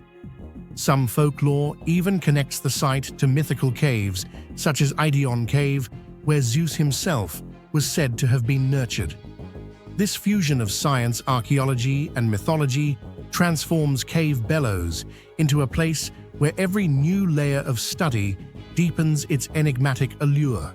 Today, Cave Bellows draws not only researchers, but also adventurous travelers. Visitors often report feeling sudden pressure changes and powerful gusts strong enough to make them clutch their hats or coats tightly. The experience feels like standing in the presence of a living, breathing natural phenomenon, a breath of the earth that makes one question whether it is merely complex physics at work or something beyond our current understanding. The alternating wind phenomenon has cemented Cave Bellows as one of Crete's most scientifically intriguing yet mysterious sites. It challenges traditional geological models while opening questions about how the Minoan civilization may have harnessed nature in ways far beyond our imagination. Until deeper surveys fully unravel its cave network and underlying mechanisms, Cave Bellows remains a living enigma, a place where science, history, and legend coexist, stirring the curiosity of all who dare to venture into Crete's depths to feel the breath of this extraordinary site. Hidden in the deepest reaches of the Hal Saflieni Hypogeum, the furnace room is a chamber that defies explanation, a claustrophobic, stone-carved space buried beneath 5,000 years of mystery. Unlike the grand ceremonial halls or burial chambers around it, this room is startlingly small, suffocatingly enclosed, and eerily silent, as if deliberately designed to isolate anyone who dares to enter. Its peculiar structure has baffled archaeologists for decades, standing apart from every known feature of the Hypogeum and sparking endless debate. Was it a sacred womb of the earth for rituals of rebirth, an acoustic chamber engineered for altered states of consciousness, or something far stranger, evidence of knowledge we have yet to comprehend? What do you think the true purpose of the furnace room was? Was it a ceremonial space symbolizing rebirth, an ancient acoustic chamber designed to induce altered states of consciousness, or evidence of a forgotten mysterious technology? Share your thoughts in the comments below. What makes the furnace room one of the most enigmatic areas of the Hypogeum is its unusually narrow and sealed structure. Unlike any other chamber in the complex, it is extremely small, with a ceiling so low that anyone entering must crouch or even crawl to move. The thick stone walls are finely polished and precisely joined far beyond the crude craftsmanship typically associated with the Neolithic period, suggesting that its builders possessed advanced knowledge or techniques that remain unexplained. Remarkably, the room lacks any ventilation or secondary openings, making the air inside heavy and stifling and creating an overwhelming sense of confinement and isolation. This enclosed, restrictive design exerts strong psychological pressure, as if it was deliberately intended to separate anyone inside from the outside world. This has led to theories that the furnace room was not meant for habitation or storage, but was instead constructed for special religious rituals, spiritual trials. One of the factors that deepens the mystery of the furnace room is its complete enclosure and the psychological effects it creates. With no traces of fire ash or any permanent light source, the chamber seems to have been used in near total darkness. Surrounded on all sides by thick stone walls, lacking airflow, and immersed in absolute silence, this space easily induces feelings of suffocation and profound isolation, directly affecting the psyche of anyone inside. Scholars suggest that this experience may have been part of an initiation ritual, where participants endured darkness, silence, and disorientation as a symbolic form of death before being spiritually reborn. This concept aligns with ancient beliefs tied to the cycle of life, death, and rebirth, indicating that the furnace room may have played a vital role in esoteric rites designed to alter consciousness and connect participants with deep-rooted ideas of the afterlife. Another remarkable aspect of the furnace room is its meticulously crafted stone walls and the strange acoustic effects it produces. The interior walls are polished so smoothly that no trace of primitive tools can be seen, and they are joined with such precision that it seems to have been achieved with techniques far beyond the capabilities of the Neolithic era. When sound is produced within this space, it resonates powerfully and echoes repeatedly, similar to the phenomenon observed in the oracle room. This effect makes the sound deep, resonant, and almost hypnotic, creating vibrations that seem to permeate the entire body. Some studies suggest that this was no coincidence, but rather a deliberate design intended to harness acoustic properties for religious rituals or altered states of consciousness.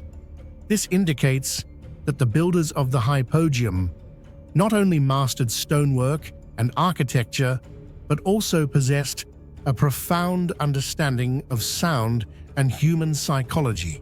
An important factor that adds to the mystery of the furnace room is its sacred position within the Hypogeum.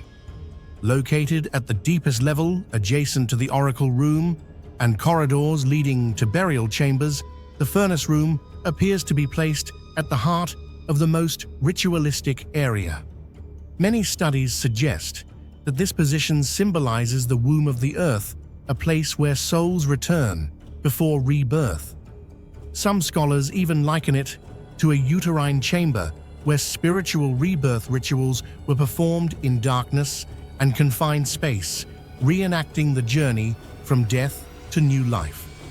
This placement indicates that the furnace room may have served as the final stage of a ceremonial process, directly linking architecture, spirituality, and the Neolithic understanding of the cycle of life, death, and rebirth. Some bold hypotheses suggest that the furnace room may be connected to a form of ancient technology that remains undeciphered, going beyond the scope of ordinary religious rituals.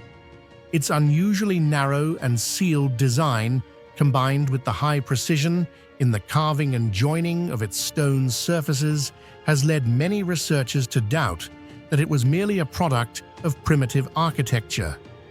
The powerful acoustic effects within the room, along with its placement at the deepest level, imply that it may have been intentionally designed to harness sound vibrations or biological phenomena that we have yet to fully understand.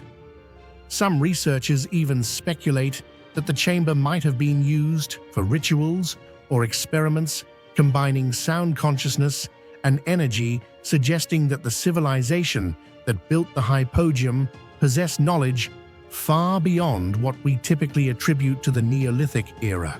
To this day, there is no concrete evidence indicating that the furnace room was used for burning storage or daily activity. It stands alone as an isolated space with a unique design and an unclear function. This suggests that the civilization that built the Hypogeum possessed knowledge far beyond what we typically attribute to the Neolithic period, particularly in integrating architecture, acoustics, and ritual symbolism. The furnace room is a testament to the technical skill and sophisticated thought of those who built the Hypogeum. Its narrow, sealed structure and precision raise not only questions about its function, but also broader questions. Do we truly understand these ancient constructions, Or are there still layers of knowledge buried deep in the darkness, like the furnace room itself, where echoes, confinement, and shadow converge into an experience beyond the realm of ordinary life? Easter Island, Rapa Nui, has long been famous for its giant moai statues, but few know that it is also home to one of the lesser-known archaeological phenomena, the square holes precisely carved into natural rock surfaces. Unlike the familiar structures, these holes are not directly related to the moai statues, and to this day they remain an unsolved mystery, raising numerous questions among researchers about the technology and their original purpose in the past. What do you think about this mystery?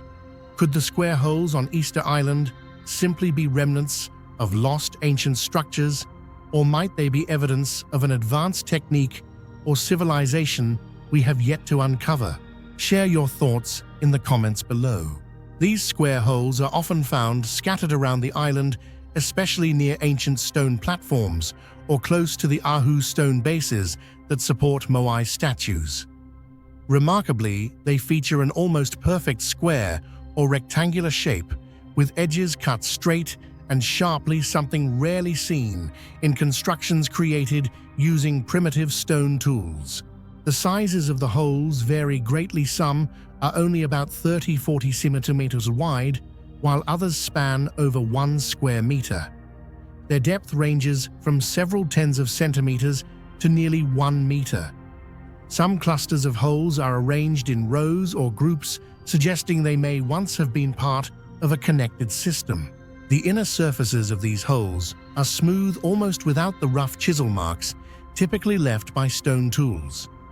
This has led many to suspect that ancient Rapa Nui inhabitants may have possessed techniques or tools far beyond what is recorded in mainstream history. The hypotheses about the purpose of the square holes of Easter Island showcase the varied attempts to explain these enigmatic archaeological features. A widely accepted theory suggests they were bases for posts or support columns of structures that have since disappeared. In many ancient cultures, square or round holes were carved into bedrock to secure wooden or stone posts supporting roofs or frameworks. If this is correct, they might have been part of auxiliary structures around the Ahu platforms or moai statues, such as ceremonial halls or storage areas. However, the absence of wooden remnants or organic material raises doubts about this explanation. Another theory links them to mechanisms for moving or erecting moai statues. Some researchers argue that the holes served as anchor points for ropes or supports, aiding in lifting or positioning the massive statues. The alignment of certain hole clusters with statue placements strengthens this view. Yet the lack of wear marks or abrasion traces keeps this theory unconfirmed. Others lean toward ritualistic or astronomical purposes. Given Easter Island's complex birdman cult and ceremonial traditions, the holes may have played a symbolic role. Some alignments match solar events, like solstices, suggesting they could have been used to track celestial patterns, mark agricultural cycles, or conduct religious rituals. Practical theories also exist, such as the holes functioning as small basins or storage compartments for water or food, especially considering the island's freshwater scarcity. Still, their precision and refined workmanship seem excessive for such simple purposes, implying a deeper meaning. The most controversial idea posits that these holes are remnants of a pre-Rapa Nui civilization with advanced stone-working techniques. Their striking resemblance to similar features in Tiwanaku, Peru, and even Egypt fuels speculation about lost knowledge or forgotten technologies. Although no definitive proof supports this, the mystery persists, sparking debate among scholars and enthusiasts alike. Ultimately, the square holes of Easter Island are far more than random carvings. They are vital clues, pointing toward questions about ancient technology, ritual practices, and unrecorded chapters of human history, continuing to challenge our understanding of the island's enigmatic past. What makes the square holes on Easter Island particularly remarkable is the astonishing precision in their craftsmanship.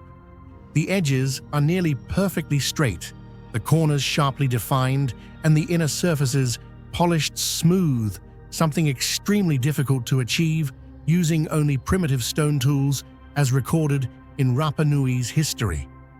This level of refinement raises major questions about the methods employed by the ancients.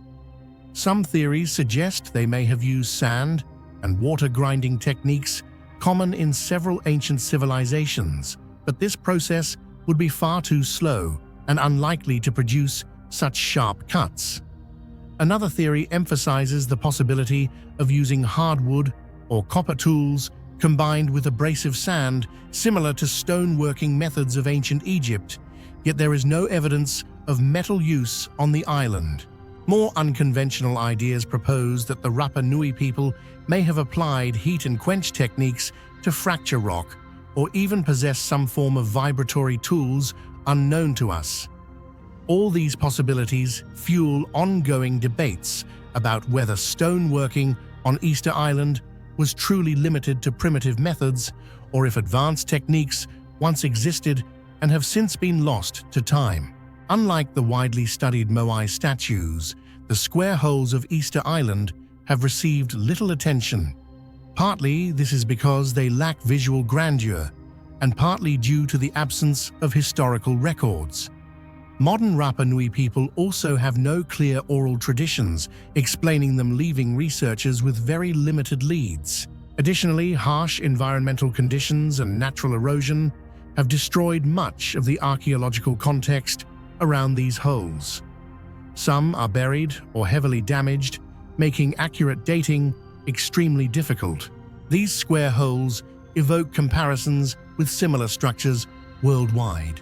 Pumapunku, Bolivia, notable for its intricately cut stones and precise square holes defying primitive tool explanations. Ancient Egypt's square holes near temples often held wooden posts or aided in lifting heavy blocks. Peru pre-Inca sites also feature square holes believed to have ceremonial purposes. The common thread among these sites is the combination of high technical precision and a lack of explanatory records, sparking debates about potentially lost technologies or forgotten knowledge. The square holes of Easter Island are far more than just simple carved depressions. They challenge our understanding of ancient craftsmanship purpose and the technological abilities of early peoples. Were they remnants of lost architectural systems, ritual astronomical tools, or evidence of an even earlier civilization?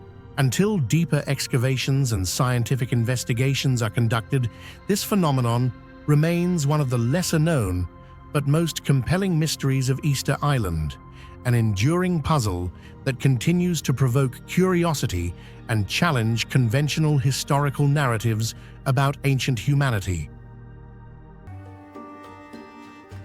On the windswept shores of Lake Sevan in Armenia stand hundreds of ancient stone crosses, silent sentinels etched with impossible precision. Known as Khachkars, these monuments date back to the 9th–13th centuries, yet their craftsmanship seems centuries ahead of their time. With razor-sharp lines, flawless symmetry, and patterns so intricate they baffle modern engineers, the Khachkars of Lake Sevan have become more than just relics of faith. They are a riddle, carved in volcanic rock, challenging everything we think we know about medieval stonework. Would you like me to add a similarly rewritten intro in Vietnamese as well? What do you think about this mystery? How could artisans from hundreds of years ago create such razor-sharp and perfectly symmetrical carvings using only primitive tools? Do you believe this is the result of extraordinary craftsmanship, or could it be evidence of a lost technology? Share your thoughts in the comments below. The most astonishing feature of the Lake Sevan cross stones lies in the extraordinary precision of their carvings.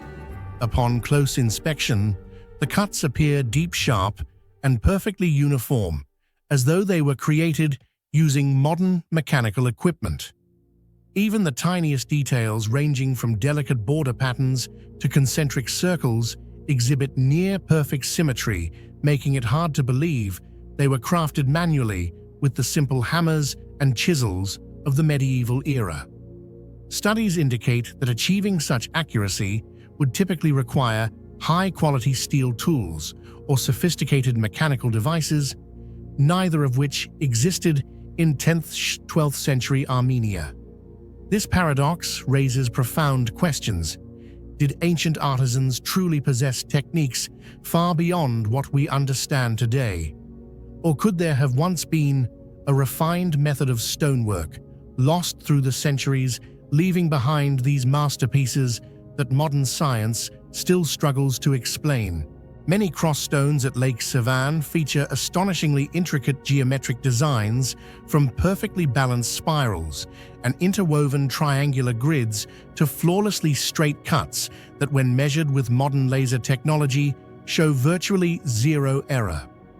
This level of precision has led researchers to believe that ancient artisans possessed advanced geometric knowledge and may have even employed astronomical surveying techniques to align and design their work. These patterns were not merely decorative. They reveal a depth of understanding far beyond what is typically attributed to that era. Some scholars have even compared them to Stonehenge in England or the stone walls of Saksaihuaman in Peru, structures that also display inexplicably precise stonework, hinting at a lost body of ancient knowledge. Microscopic analysis of the surfaces of the Lake Sevan cross-stones has revealed unusual wear patterns inconsistent with traditional stone carving techniques. Some researchers suggest that ancient artisans may have used special abrasive materials or chemical reactions to soften the stone, similar to theories about how the ancient Egyptians constructed the pyramids using chemically treated limestone. This raises the possibility that they possessed advanced knowledge of materials that has since been lost. However, the lack of concrete evidence keeps this theory in the realm of speculation, continuing to challenge archaeologists and modern science in unraveling this enduring mystery. The cross-stones around Lake Sevan were primarily crafted from volcanic rock, a material with high hardness, far more difficult to work than commonly used limestone or sandstone. Yet their surfaces display carvings of astonishing intricacy, including micro-engravings so fine they are nearly invisible to the naked eye, yet perfectly uniform and precise. Achieving such refinement would require exceptional control and a deep understanding of the material's properties comparable to modern precision engineering. This raises a profound question. How could medieval artisans reach such a level of mastery using only simple hand tools? Beyond their technical aspects, the carvings on the Lake Sevan cross-stones hold profound layers of symbolism and spirituality. Many motifs are believed to be linked to ancient astronomical calendars or cosmological symbols, reflecting the knowledge of sky observation and natural cycles of early peoples. Some carvings are thought to have served a protective purpose, believed to ward off evil and safeguard communities, illustrating the harmonious blend between folk beliefs and Christian art. This intersection transformed the Kachkas into more than just religious relics. They became unique cultural monuments embodying the deep connection between spiritual faith astronomy and Armenian identity, while revealing dimensions of meaning that transcend mere artistic value.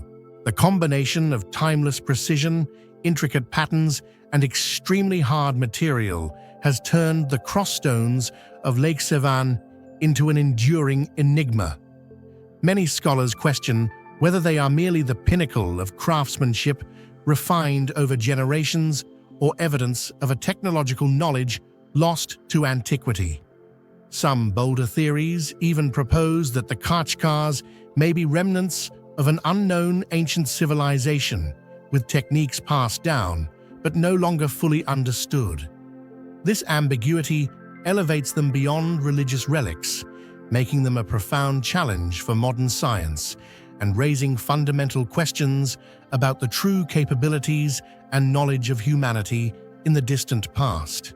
When standing before the cross-stones of Lake Sevan, with their razor-sharp cuts and perfectly symmetrical patterns, one cannot help but wonder, are these merely the result of exceptional craftsmanship honed over generations, or do they truly contain clues to a chapter of technology long buried in human history? This question not only sparks deep curiosity, but also challenges modern science to reconsider the limits of our knowledge about the abilities of ancient peoples, opening the door to new hypotheses about the sophistication of lost civilizations.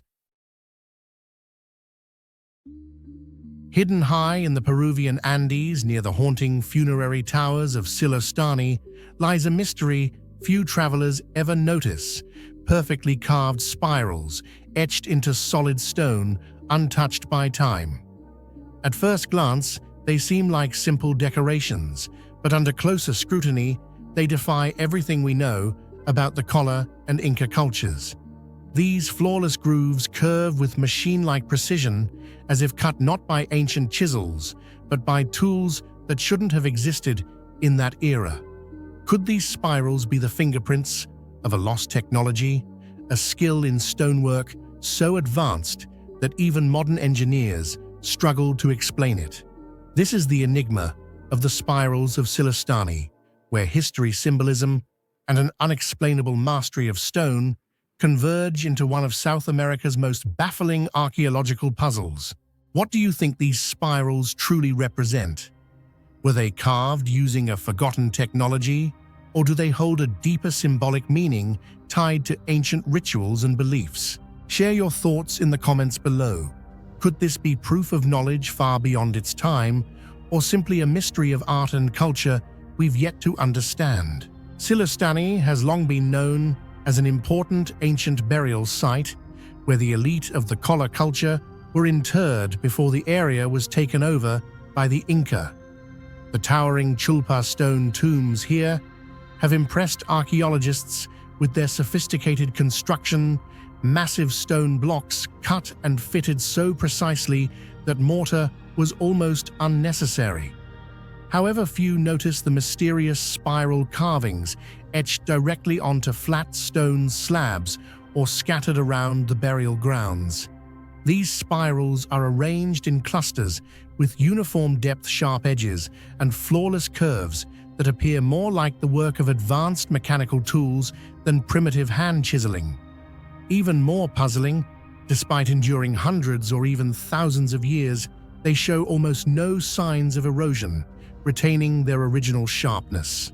This raises a profound question: how and with what tools could ancient people have created such perfectly even grooves on hard stone like andesite or basalt, when archaeological evidence has never indicated that the Colla or Inca possessed the metallurgical skills or refined tools capable of working such tough materials?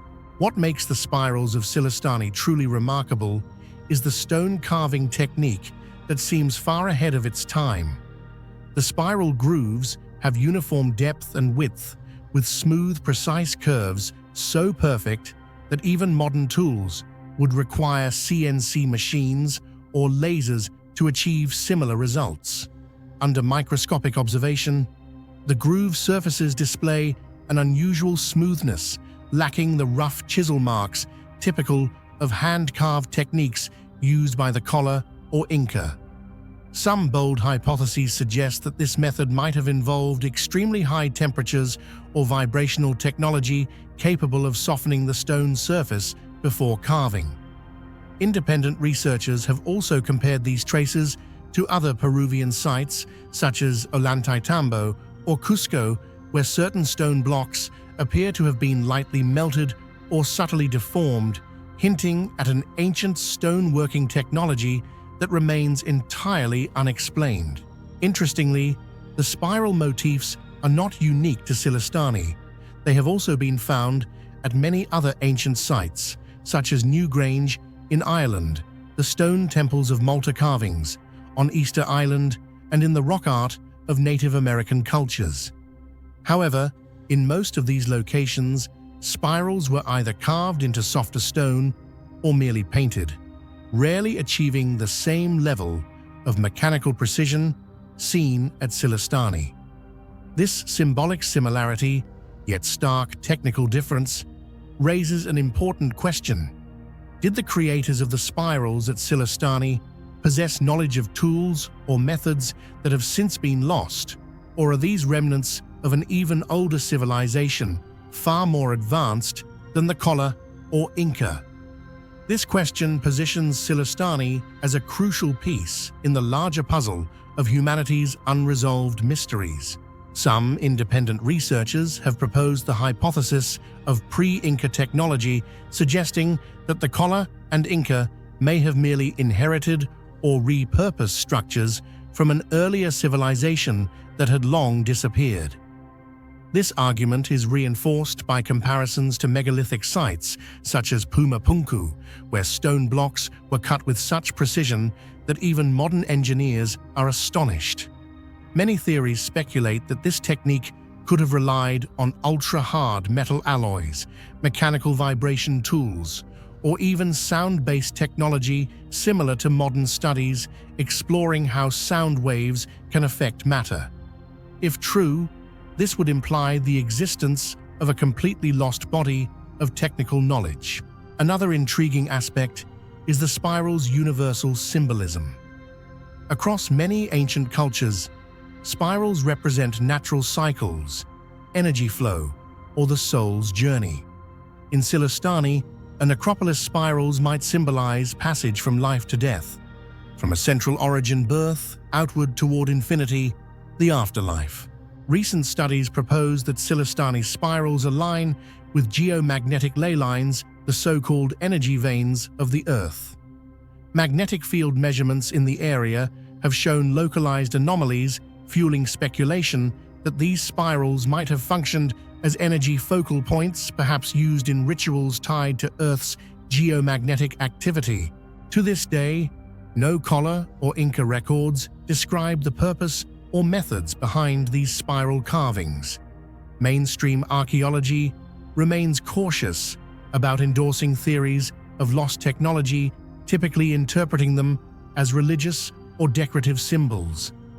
Yet the precision of the carving and its remarkable durability challenge the simple hand tool explanation. The pressing question remains: if the Kola or Inca lacked the means to carve such hard stone with this degree of precision, then who created these spirals before them, and how? The spirals of Sillustani may be more than ancient artwork. They could be clues to a forgotten chapter of human history, one where people possessed techniques and material knowledge we are only beginning to rediscover today. It is this fusion of archaeology, cultural symbolism, and unexplained stone carving technology that makes Sillustani one of the most captivating enigmas, drawing the interest of both scientists and enthusiasts of lost civilizations alike. Hidden beneath the rolling hills of West Dunbartonshire, Scotland, lies a prehistoric enigma that has baffled experts for over a century: the Cochne stone. Stretching an impressive 13 meters by 8 meters and dating back nearly 5,000 years, this colossal slab is covered in intricate carvings that seem to whisper forgotten truths from a world long gone. Dubbed a stone book of the Neolithic or early Bronze Age, it is not merely an archaeological artifact. It is a cryptic message from our distant ancestors, inviting us to decode its secrets. With its mesmerizing patterns etched deep into the rock, the Cochne stone stands as both a challenge and a lure, pulling historians, scientists, and dreamers alike into one of the most tantalizing mysteries of the ancient world. What do you think about the Cochne stone? Could it be an ancient star map left behind by our ancestors, or a tool for mysterious spiritual rituals? Share your thoughts in the comments below.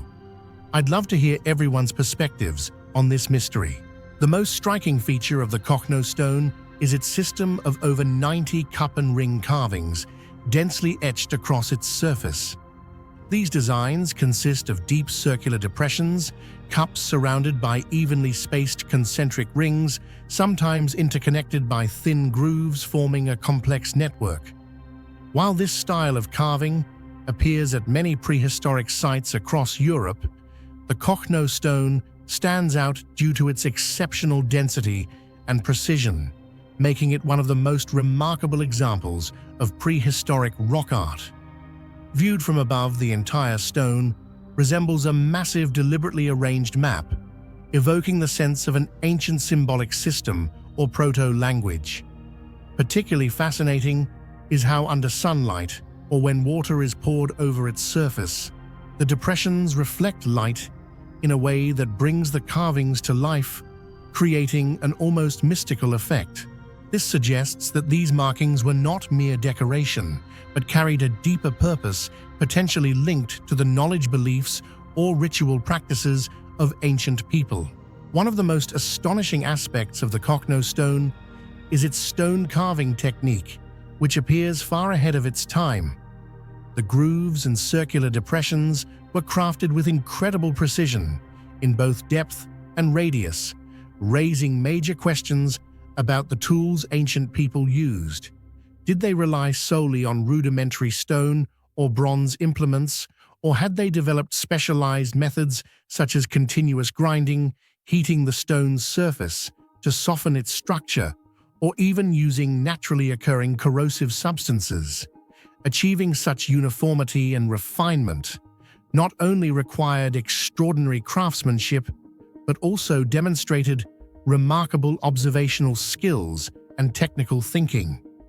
For this reason, many scholars argue that the creators of the Cochne stone were not merely ordinary artisans, but may have possessed advanced knowledge of materials, tools, and techniques, forcing us to reconsider how advanced prehistoric communities truly were.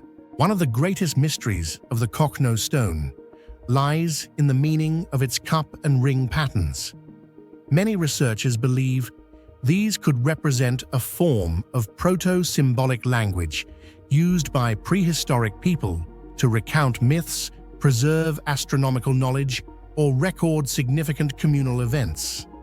Remarkably, when compared to the night sky, some clusters of carvings on the Cochne stone align strikingly with well-known constellations such as Orion and the Pleiades, fueling the hypothesis that it may have been an ancient star map. This suggests that people of the time were observing, documenting, and understanding celestial movements long before formal astronomy even existed. Such evidence not only highlights their exceptional awareness of the cosmos, but also implies that the Cochne stone may have served as a tool for tracking seasonal cycles, guiding migrations, or conducting rituals tied to the movements of the heavens. From this perspective, the Cochne stone is not merely a piece of art, but a profound testament to the deep connection between ancient humans and the universe. Another hypothesis suggests that the Cochne stone is linked to ancient religious or magical rituals. The concentric circles are believed to symbolize the cycle of life, from birth, death, to rebirth, reflecting early cosmological beliefs. The grooves connecting the cups may represent a link between the material world and the spiritual realm, akin to a soul's journey. This idea is supported by the fact that many other cup and ring sites across Europe are often located near burial mounds or ritual areas, indicating that the Cochne stone may have served as a sacred center for the complex spiritual ceremonies of its time.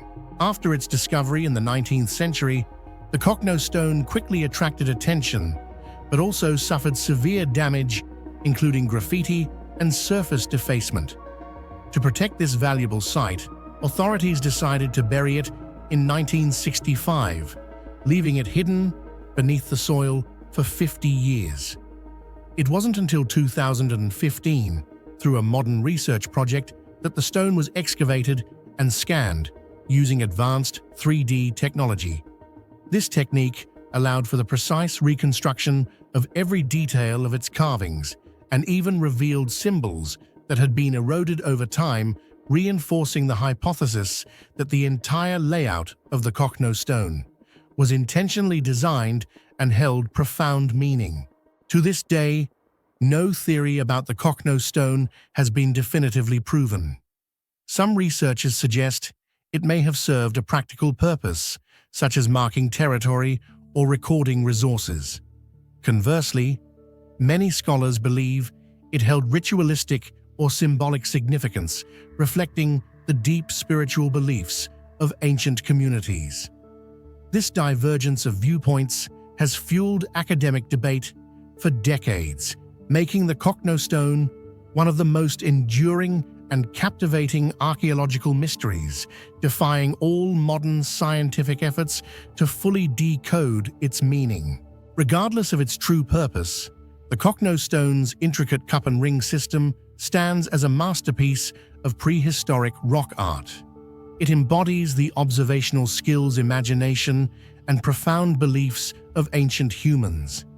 Until we decode the hidden language etched into these stone circles, the Cochne stone will remain a symbol of enduring mystery, inviting us to ponder. Was it truly an ancient star map, or a gateway into the spiritual world of our distant ancestors?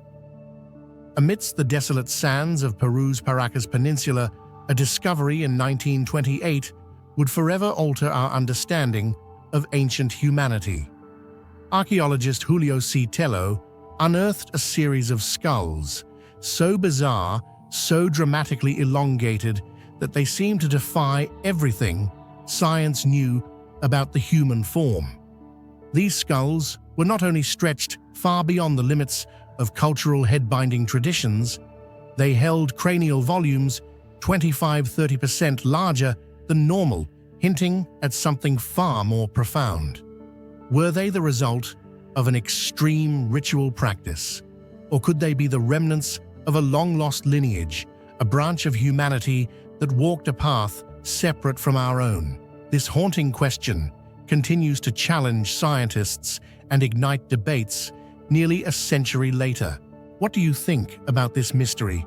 Are the Paracas skulls simply the result of an extreme head-binding ritual, or could they truly belong to a lost lineage of humanity that science has yet to uncover? Share your thoughts in the comments below. The most striking aspect of the Paracas' elongated skulls lies in their highly unusual anatomical structure, which goes far beyond the effects of cultural head-binding practices observed in other ancient societies. Detailed examinations reveal that their cranial capacity was approximately 25 to 30% larger than that of an average modern human skull. This is not a mere superficial distortion caused by external pressure during infancy. Instead, it suggests a fundamental difference in the development of the skull and brain from birth. Traditional head binding can alter the external contour of the skull, but does not, and biologically, cannot enlarge the internal volume of the cranium or affect brain growth beyond genetic limits. Equally perplexing is the abnormal configuration of cranial sutures. In humans, 3 primary sutures, the coronal, sagittal, and lambdoid, join the bones of the skull. Yet in many Paracas specimens, researchers observed that the sagittal suture is either completely absent or replaced by irregular accessory sutures. Such variations are unprecedented in normal human anatomy and cannot result from mechanical deformation. The absence of these critical sutures implies a developmental pattern that diverged from our species' standard biological template, hinting at inherited genetic traits rather than artificial manipulation. Moreover, the variability in skull thickness adds another layer of intrigue. Some skulls are astonishingly thin, almost translucent under light, while others display dense, heavy bone layers far thicker than normal. These variations are compounded by unusually large foramina openings for blood vessels and nerves, indicating possible differences in vascular or neurological structures. Collectively, these features challenge conventional explanations and lend weight to the idea that the Paracas individuals were biologically distinct, potentially representing a unique lineage or an isolated population with extraordinary genetic characteristics that remain unexplained by mainstream anthropology.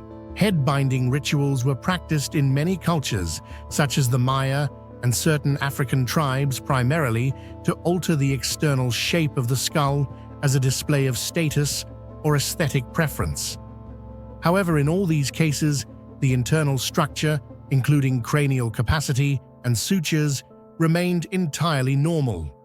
In contrast, the Paracas skulls are not only elongated, but also have larger cranial volume, altered sutures, and unusual bone thickness, far exceeding the effects of artificial head binding, indicating they cannot be solely explained as a cultural practice. Some unofficial DNA studies on the Paracas skulls have yielded astonishing results. Mitochondrial DNA analysis revealed that the genetic sequences of certain samples did not match any known modern human populations in the Americas, but instead showed closer affinities to ancient populations from Europe or Western Asia. This suggests the possibility of an unusual genetic origin, potentially even an extinct human branch or a uniquely mixed population. However, these findings remain disputed due to risks of sample contamination, unstandardized procedures, and the lack of formal validation from mainstream science. Nevertheless, they have sparked intense debate, forcing anthropologists to reconsider human migration history and the possibility that Paracas may represent a lost link in humanity's evolutionary chain. The Paracas skulls are often found in wealthy tombs, buried alongside the finest textiles of their era, superior weaving techniques that indicate high social status. The combination of unusual biological traits and signs of social power has led many scholars to believe that these individuals belonged to the elite class, possibly holding leadership or ritual roles. Some theories even suggest they were revered as sacred figures, symbols of authority, or intermediaries between humans and the divine, reflecting the complex relationship between biology and spirituality in Paracas culture. The anatomical differences, controversial DNA results, and unique cultural role of the Paracas skulls have led to numerous alternative hypotheses. Some researchers propose that they may belong to an unknown branch of humanity, separate from mainstream evolutionary pathways. Meanwhile, bolder theories speculate that they could be evidence of contact with non-human entities based on their biological traits that fall outside the range of known human variation. Though not scientifically confirmed, these hypotheses continue to fuel intense debate. To this day, the Paracas' elongated skulls remain a mystery that challenges our entire understanding of human evolution. They compel scientists to ask fundamental questions. Could human evolution be far more complex than we have imagined? Are these strange anatomical changes the result of natural selection or the remnants of a long-lost evolutionary branch? Even as modern research continues, each new finding only deepens the enigma, reminding us that humanity's history still holds many unwritten chapters and countless secrets waiting to be uncovered. Hidden deep within the windswept deserts of the Sinai Peninsula lies a place where history and mystery collide, the whispering columns of Sarabit El-Khadim. Here, amid rugged cliffs and shifting sands, stands the ancient temple of Hathor, built over 3,500 years ago to honor the Egyptian goddess of love, music, and mining. But these weathered stone columns are far more than silent ruins. They are said to speak. When the desert winds sweep through their carved surfaces, they produce eerie, haunting murmurs that sound almost like voices from another world. Once a thriving hub of turquoise mining and a crossroads of cultures, this remote sanctuary still holds an otherworldly allure. To stand among its whispering stones is to feel transported back in time, enveloped in an atmosphere where faith, nature, and the unexplained intertwine in ways that continue to captivate archaeologists and mystify travelers to this day. What do you think about this whispering stone columns phenomenon? If you were standing in the middle of the Sinai Desert and heard sounds echoing like voices from another world, would you see it as a natural phenomenon or as evidence of ancient spiritual beliefs? Share your thoughts in the comments below. The most distinctive feature of the whispering columns is the strange sound they produce when wind passes through them. On windy days, or when airflow moves at the right speed through the grooves, cracks, and fissures in the stone surfaces, one can hear sounds like whispers, sometimes even like distant singing voices. This is not merely ordinary wind noise. It has a haunting quality, as if faint voices resonate from another realm. This led the ancients to believe that the columns housed deities or ancestral spirits, and that they were directly hearing responses from the supernatural world during prayers at the Temple of Hathor. For a civilization as deeply religious as ancient Egypt, such a phenomenon was seen as sacred proof that Hathor was truly present, blessing and listening to the petitions of her devotees.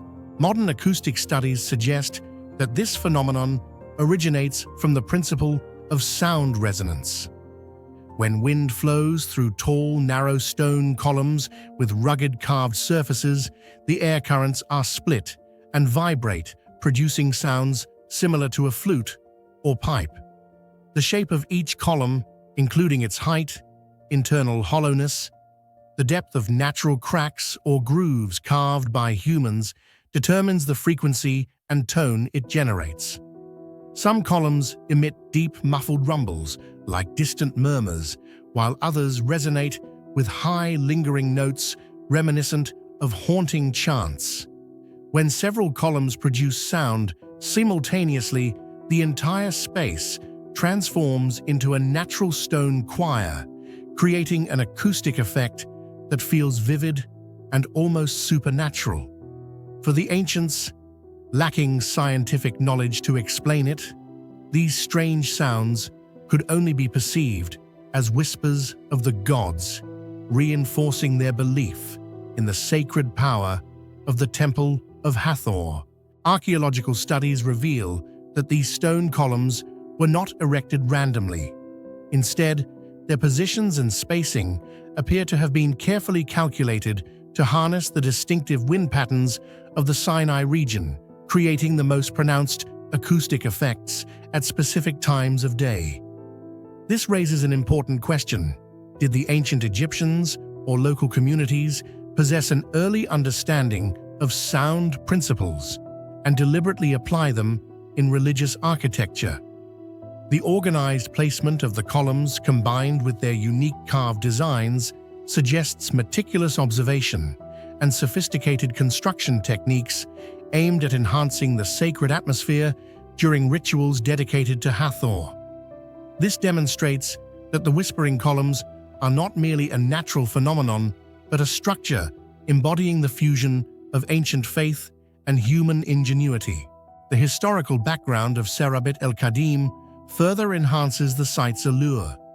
During ancient Egypt, it was the largest turquoise mining center, attracting miners, artisans, and priests from the Nile Valley who came to live and work there. The Temple of Hathor was constructed directly atop a sacred site that may have been revered earlier by local Semitic communities, highlighting strong cultural interaction.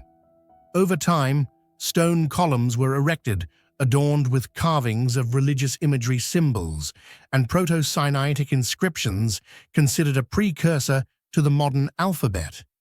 Some columns still bear undeciphered inscriptions, suggesting they served not only decorative purposes, but also conveyed ritualistic or mythological messages. This has led to the hypothesis that Sarabit El-Khadim was not merely a mining hub, but also a place where labor faith and the early development of written language were closely intertwined. Imagine a ritual taking place 3 millennia ago. Priests and worshippers gathered in the temple courtyard, surrounded by towering stone columns. As prayers and music filled the air, evening winds blew through the columns, producing ghostly whispers that mingled with drums and chants, immersing the entire space in a palpable sense of divine presence. This experience must have been profoundly convincing, reinforcing faith in Hathor and amplifying the temple's spiritual authority. Today, visitors to Sarabit El-Khadim can still hear these uncanny sounds on windy days.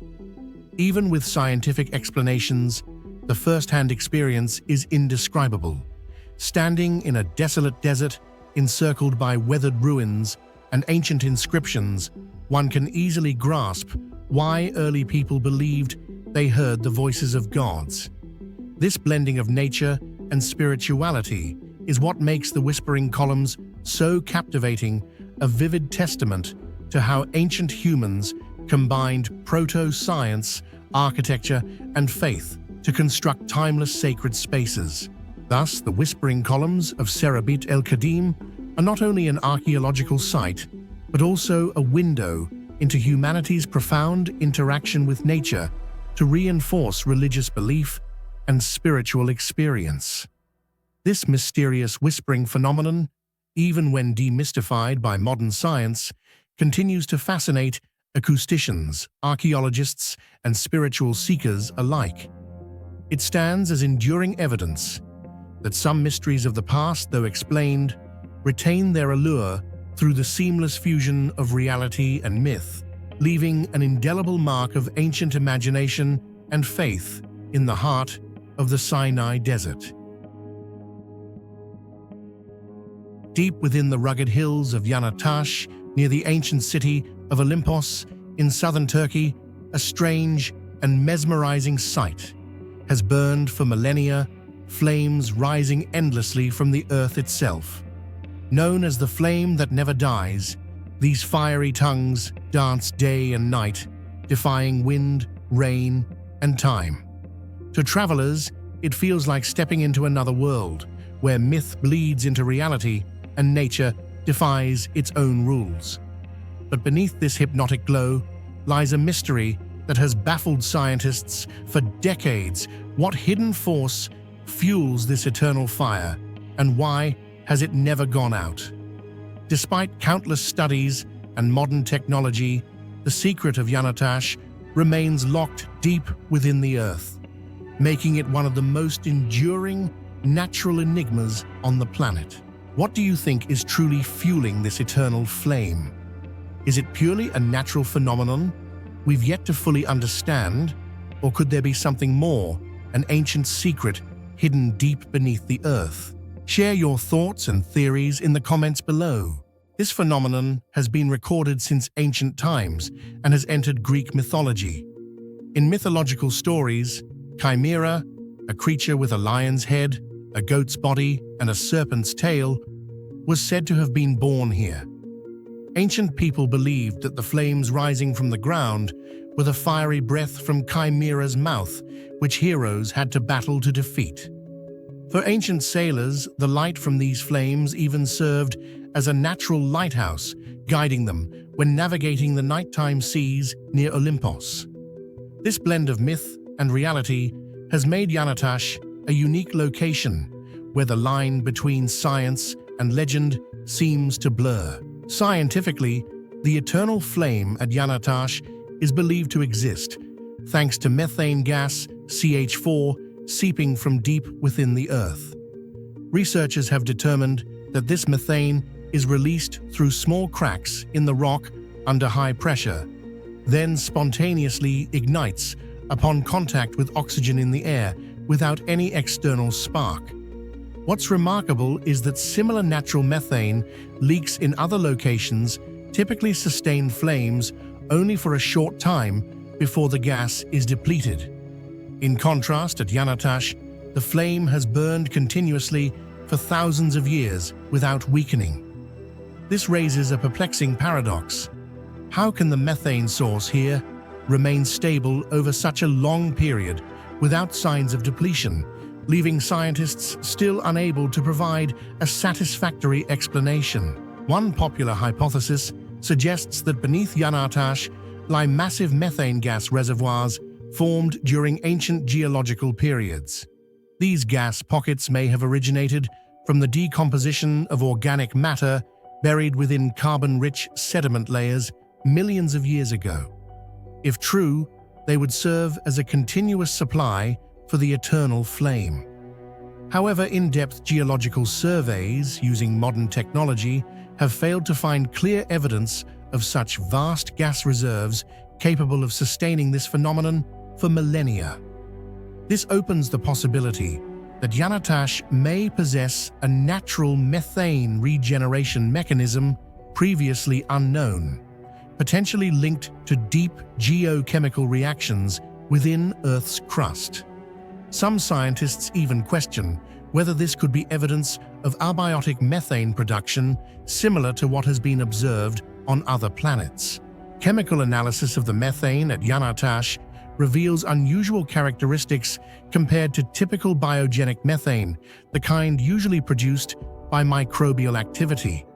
Carbon isotope studies have shown that the isotope ratios in the gas samples here are distinctly different, suggesting that this methane may originate from deep geochemical reactions within the Earth's crust, rather than solely from biological decomposition.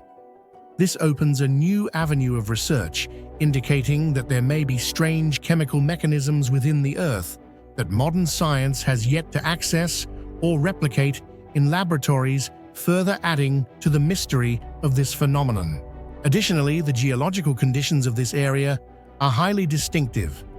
Yanartas lies on a fault zone where rock layers have deformed, creating a complex network of fissures. These cracks not only act as pathways for methane to escape from deep underground, but also provide the right pressure and temperature environment for continuous gas flow without obstruction. The rocky surface contains special mineral compounds that may facilitate methane's spontaneous ignition without any apparent spark. This makes Yanartas a living natural laboratory, where geological, chemical, and physical factors combine to create a one-of-a-kind phenomenon. Recent studies using advanced technologies such as mass spectrometry, infrared spectroscopy, and isotope analysis have reinforced the hypothesis that the methane at Yanartas may have an abiotic origin. Some experts even compare this phenomenon to cold methane seeps, found on the deep ocean floor where methane escapes from the Earth's crust without being linked to biological decomposition. If this hypothesis is proven true, Yanartas would not only be a unique local phenomenon, but also a key to unlocking hidden energy mechanisms within the planet, expanding our understanding of Earth's mysterious geochemical processes. What is astonishing is that despite thousands of years, there are no signs of the flame weakening. Even during heavy rain or strong winds, the fire persists, only briefly diminishing before reigniting strongly. This stability and self-sustaining nature make it not just a scientific mystery, but also a source of inspiration for myths and legends passed down since antiquity. Today, Yanartas attracts numerous tourists, researchers, and enthusiasts of the supernatural. For visitors, it is an opportunity to witness a truly eternal flame. For scientists, it is a location that challenges our understanding of Earth's natural energy systems. And for mythology lovers, it remains a relic of the chimera, where reality and legend blend seamlessly in the everlasting glow of fire. The existence of the flame that never dies raises a profound question. How many undiscovered geochemical phenomena lie beneath the Earth, operating silently for millennia without human detection? The answer may still be far beyond current scientific reach, leaving the eternal flame at Yanartas one of the most compelling enigmas of our planet. Hidden amid the windswept grasslands and desolate plateaus of Inner Mongolia lies a mystery that challenges our understanding of early civilization, the pyramid mounds of Inner Mongolia. Unlike the stone-built monuments of Egypt, these enigmatic stepped earth mounds rise silently from the landscape, their weathered forms standing as timeless sentinels of a forgotten era. Shrouded in isolation and secrecy, they whisper of a culture so ancient that it predates recorded Chinese history, a people who left no written words, only these monumental earthen signatures daring us to unravel their purpose and the secrets buried deep within their soil. What do you think these ancient pyramid-like mounds were built for? Were they royal tombs, ritual monuments, or something entirely beyond what we can imagine? Share your theories and insights in the comments below. What makes the pyramid mounds of Inner Mongolia truly remarkable is their astonishingly ancient age tied to the Hongshan culture, a Neolithic civilization that existed from around 4700 to 2900 BCE, dating back approximately $5,000 to 6,500 years. In the Yuanbaoshan area of Chifeng City, excavations have uncovered burial mounds estimated to be 5,000 talun to 100 years old, with some potentially reaching as far back as 6,500 years. This makes them among the oldest structures in East Asia, predating many other renowned historical sites. In fact, they are even older than the earthen pyramids near Xi'an, built during the Western Han Dynasty 202 BCE, 8 CE. Such an ancient timeline raises profound questions. Who built these mounds in an era before formal states existed, and what was their true purpose? Archaeological evidence shows that these pyramid mounds are not royal tombs from historically recorded dynasties, but are instead linked to the Hongshan culture, a pre-state civilization rich in ritualistic practices. The Hongshan people are renowned for their clay goddess statues, ritual wells, rubble mound tombs, and especially their exquisite jade artifacts, among which the jade dragon is considered one of the oldest symbols associated with Chinese culture. At the Yuanbaoshan site, within a mound measuring about 23.5 meters in diameter, archaeologists discovered jade dragons, claw-shaped jades, and ornate headdress pieces buried in multiple layers of humus-rich soil. These findings indicate that the mounds held significant ceremonial value, reflecting the complex spiritual beliefs and advanced craftsmanship of the Hongshan people. The pyramid mounds of Inner Mongolia were not merely burial sites, but are believed to have served as ceremonial centers tied to ancient sky-earth worship. They were constructed using solid rammed earth techniques with multiple layers of sediment deliberately stacked, indicating a carefully planned building process. Notably, their locations were often on elevated ground, with wide visibility and orientations aligned with geomantic principles or astronomical observation.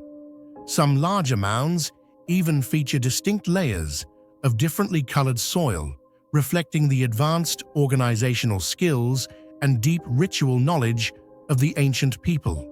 The pyramid mounds of Inner Mongolia are distinctly different from the earthen mounds near Xi'an from the Western Han period, which have been clearly identified as royal tombs such as those of Qin Shi Huang or Emperor Wu of Han. While the structures in Xi'an fit within a well-documented historical context, the mounds in Inner Mongolia are far older, lying beyond the scope of any known historical records. The absence of written evidence turns them into a profound mystery. Who built these mounds?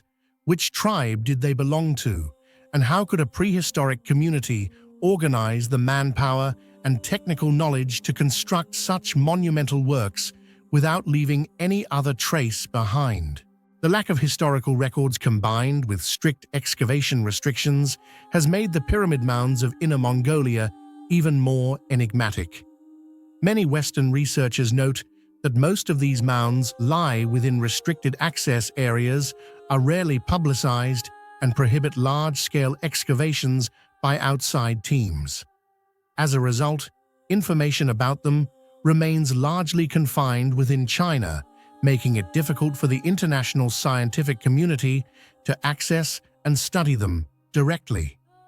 While the pyramids near Xi'an have been thoroughly excavated, studied, and documented, the Hongshan culture mounds of Inner Mongolia remain buried in archaeological darkness, known only through scattered reports, further fueling curiosity and debate about their origins and true significance. The theories regarding the origins of the pyramid mounds in Inner Mongolia are varied but remain highly debated. Some researchers suggest they may be tombs of nomadic chieftains linked to tribes such as the Xiongnu Huns or Donghu, who once ruled over the northern steppes. However, these hypotheses lack direct excavation evidence or precise dating, making them difficult to widely validate. Another perspective compares them to the Xiongnu burial sites at Noin Ula, Mongolia, dating from the 1st century BCE to the 1st century CE, but the mounds in Inner Mongolia appear much older, displaying traits more closely connected to sedentary cultures like Hongshan, rather than nomadic traditions. This suggests they may have belonged to an ancient agrarian community, with complex beliefs and social structures entirely distinct from later nomadic tribes. In essence, what makes the pyramid mounds of Inner Mongolia so extraordinary is their brilliant age linked to the Hongshan culture dating back 4700 to 6500 years and their enigmatic origins. They represent a complex prehistoric community with organized rituals, symbolic jade craftsmanship, and monumental burial architecture, yet they left no historical texts to illuminate their identity. This enduring mystery cements their place as a cornerstone of East Asian archaeology, remnants of a ritual-rich prehistory that modern humans still struggle to comprehend. Hidden in the heart of Australia's vast landscapes lies a cultural enigma that has fascinated archaeologists for decades: the engraved boomerangs. Far beyond their reputation as hunting tools, these wooden artifacts, etched with intricate cryptic designs, are windows into a civilization whose knowledge and spirituality predate written history. Carved thousands of years ago by the Aboriginal people, these boomerangs carry secrets that modern science still struggles to decode. What do these mysterious symbols mean? How did ancient artisans achieve such precision with primitive tools? And could they be more than art? Perhaps a visual language, a cosmic map, or a forgotten archive of ancestral wisdom? Each boomerang invites us into a world where myth and reality intertwine, challenging everything we think we know about early human ingenuity. What do you think about the mysterious engravings on Aboriginal boomerangs? Are they merely decorative art, or could they be a form of visual language, a cosmic map, or even a lost archive of ancestral knowledge? Share your thoughts in the comments below. I'd love to hear your perspective. Initially, boomerangs were known as unique hunting weapons, capable of returning to the thrower if they missed their target. However, when archaeologists unearthed boomerangs adorned with complex engravings, it became clear that they transcended their practical function. The detailed motifs include depictions of Australia's iconic fauna, such as kangaroos and emus' footprint spirals, and abstract symbols linked to Dreamtime, the creation stories, and spiritual origins of the Aboriginal people. This reveals that boomerangs were were not just hunting implements, but also ritual objects, storytelling tools, and even carriers of environmental and cosmic knowledge. Many engraved boomerangs are believed to have been used in traditional ceremonies, where elders narrated tribal myths by pointing to the engravings accompanied by chants and dances. This transformed them into a kind of visual open book, preserving and passing down knowledge across generations. Beyond their ceremonial and mythological roles, engraved boomerangs also served surprisingly practical purposes. Some were used as percussive instruments, producing rhythmic sounds in sacred dances. Others functioned as symbolic maps, with engravings marking routes to vital water sources or hunting grounds, critical survival tools in Australia's harsh environment. Researchers have also discovered boomerangs, specially crafted for intertribal combat, where the engravings could signify intimidation or symbolize the authority of their owner. This shows that boomerangs, especially engraved ones, were more than tools. They were instruments of communication with nature, expressions of community identity, and emblems of social power. Archaeological studies suggest that boomerangs have been used in Australia for at least 10,000 years, possibly longer. Some wooden boomerangs preserved in arid conditions display craftsmanship far ahead of their time, perfectly balanced for stable flight. The survival of engraved boomerangs underscores that sophisticated wood-carving techniques emerged early and persisted across countless generations, cementing them as enduring symbols of Aboriginal culture. What captivates scholars most are the techniques and encoded meanings within these engravings. Despite extensive research, fundamental questions remain unanswered. How did ancient Aboriginal people achieve such precision with only stone and bone tools? What information do these engravings hold? Spiritual beliefs, astronomy, ecological maps, or mythological narratives?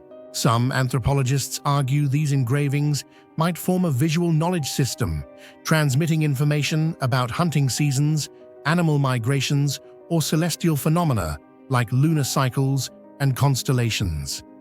Certain motifs arranged in spirals or parallel lines resemble proto-astronomical charts, hinting at the deep connection between Aboriginal people and the night sky, which played a crucial role in their spiritual worldview. The engraving techniques are equally puzzling. Microscopic analysis reveals astonishingly consistent depths and sharpness in the carvings, suggesting that Aboriginal people may have used heat treatment or advanced polishing methods far beyond what has been assumed for their era. Other theories even question whether these patterns were entirely hand-carved or aided by now-lost techniques. In Aboriginal culture, Dreamtime is not merely a creation myth, but a spiritual framework linking every aspect of life. Engravings on boomerangs often depict Dreamtime scenes, ancestral giants, sacred pathways, songlines connecting earth and sky, or symbols embodying harmony between humans, animals, and spirits. Many Aboriginal communities regard engraved boomerangs as sacred heirlooms, passed down through generations, intertwined with initiation rites and spiritual authority. Remarkably, each tribe interprets these engravings differently. The same symbol could hold entirely distinct meanings across regions or simultaneously represent an animal image, a mythological event, and a moral lesson. This transforms engraved boomerangs into a multi-layered visual language that challenges modern scientific efforts to decode them. Today, engraved boomerangs are displayed in prominent institutions such as the Australian Museum and the National Museum of Australia. Yet for Aboriginal people, they remain living heritage, still crafted in rituals and revered as tangible links to their ancestors. For researchers, however, they continue to pose unsolved mysteries. Are these engravings merely ornamental, or do they encode an ancient system of knowledge? Did prehistoric Aboriginal people possess a level of abstract thought that defies modern assumptions? And perhaps most provocatively, how many other forgotten forms of knowledge lie hidden in artifacts that appear at first glance to be purely artistic? The engraved boomerangs of Australia are more than testimonies of ancient craftsmanship. They are reminders of the enigmatic chapters of human history that remain beyond our full comprehension. Each carved motif is like a fragment from a distant past, offering glimpses into how early humans perceived and connected with their world. Until we unlock the full meaning of this visual language, these engraved boomerangs will endure as one of archaeology's most captivating cultural mysteries. High in the Andes, where thin air meets the shimmering surface of Lake Titicaca, lies a secret that has defied explanation for centuries. Beneath the waters of this sacred lake, archaeologists uncovered something astonishing: hundreds of razor-sharp obsidian arrows perfectly preserved in the icy depths. These are not random artifacts scattered by time. They form a mysterious hoard that challenges everything we thought we knew about the region's ancient past. How did these weapons, crafted from volcanic glass found hundreds of kilometers away, end up submerged in a lake revered as the birthplace of gods? Were they offerings cast into the depths during sacred rituals, remnants of an ancient battle, or relics from a forgotten civilization predating even the Inca? Despite decades of research, no answer has satisfied all the questions, leaving this submerged arsenal as one of South America's greatest unsolved enigmas. What do you think about this mystery? Could the obsidian arrows beneath Lake Titicaca be sacred offerings to the gods, remnants of an ancient battle, or even traces of a vanished civilization?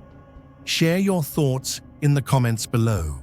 What astonished archaeologists the most was the massive number of obsidian arrows discovered, hundreds of them scattered across the lakebed, preserved almost perfectly thanks to the cold temperatures and oxygen-poor environment of Lake Titicaca. This discovery immediately raised a series of pressing questions. Why would such a large cache of weapons be underwater? Could this be an abandoned arsenal from an unrecorded ancient war, or evidence of a grand sacrificial ritual carried out to honor the sacred deities believed by the Andes people to rule over the lake? Their very existence defies conventional logic, forcing researchers to reconsider the historical and spiritual context surrounding Lake Titicaca. What makes this mystery even more complex is the material of the arrows. Obsidian, also known as volcanic glass, is renowned for its sharpness, but is rarely found naturally around Lake Titicaca. Geochemical analyses reveal that most of the obsidian in this hoard originated from quarries located hundreds of kilometers away in distant volcanic regions. This implies that ancient inhabitants possessed an intricate exchange or transport network capable of moving this valuable material across the treacherous Andes Mountains. This discovery not only proves their advanced craftsmanship, but also unveils a highly organized pre-Incan society engaged in far-reaching trade systems far beyond what history has previously documented. Another astonishing aspect is the refined craftsmanship of these obsidian arrows. Under microscopic examination, their edges are sharpened to near perfection, demonstrating exceptional skill. The uniformity in size and shape suggests they were not the work of isolated individuals, but the result of an organized, possibly large-scale, production process.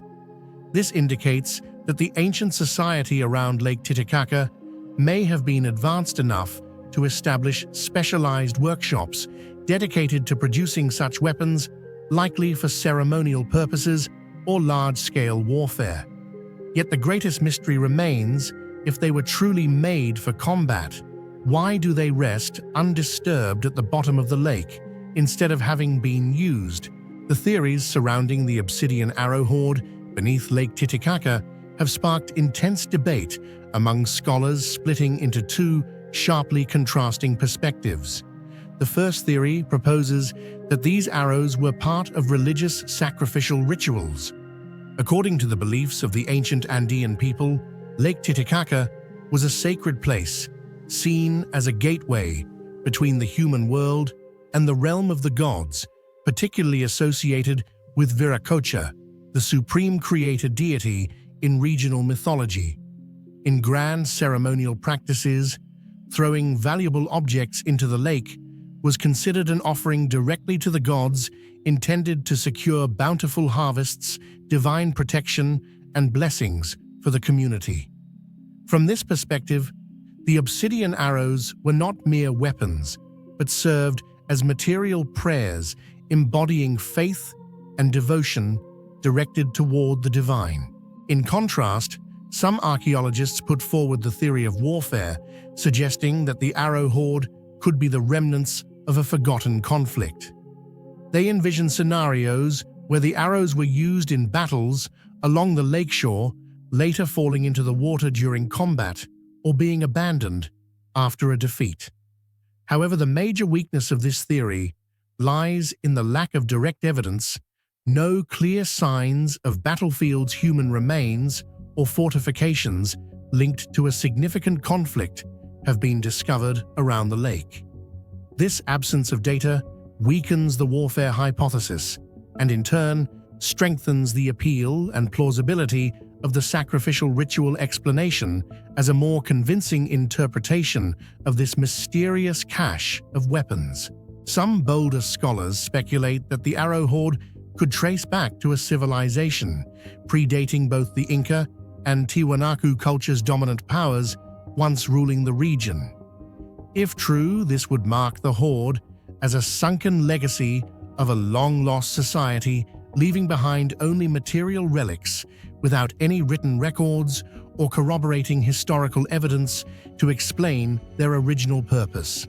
The central point is clear to this day: no theory has gained widespread acceptance. Dating studies remain inconclusive, unable to definitively pinpoint when the arrows were crafted or used. Preliminary results suggest they may range anywhere from several hundred to several thousand years old, spanning multiple cultural phases in the Andes. However, such a broad range only amplifies the uncertainty. Thus, the obsidian arrow hoard beneath Lake Titicaca has become a symbol of unresolved mysteries in South American archaeology. It challenges every attempt to decode Andean history and forces scholars to ask new questions. How much of humanity's past lies forever lost beneath lakes, buried under sediment, or erased by time? Could these arrows be but a single fragment in the broader puzzle of forgotten civilizations? This opens an enticing yet daunting prospect. Even with today's cutting-edge tools like isotope analysis, underwater 3D scanning, and geophysical surveys, science still lacks definitive answers. The obsidian arrow hoard of Lake Titicaca thus remains suspended between empirical archaeology and legend, a tantalizing enigma where history, science, and mythology intertwine endlessly, fueling human curiosity and the desire to uncover the truth.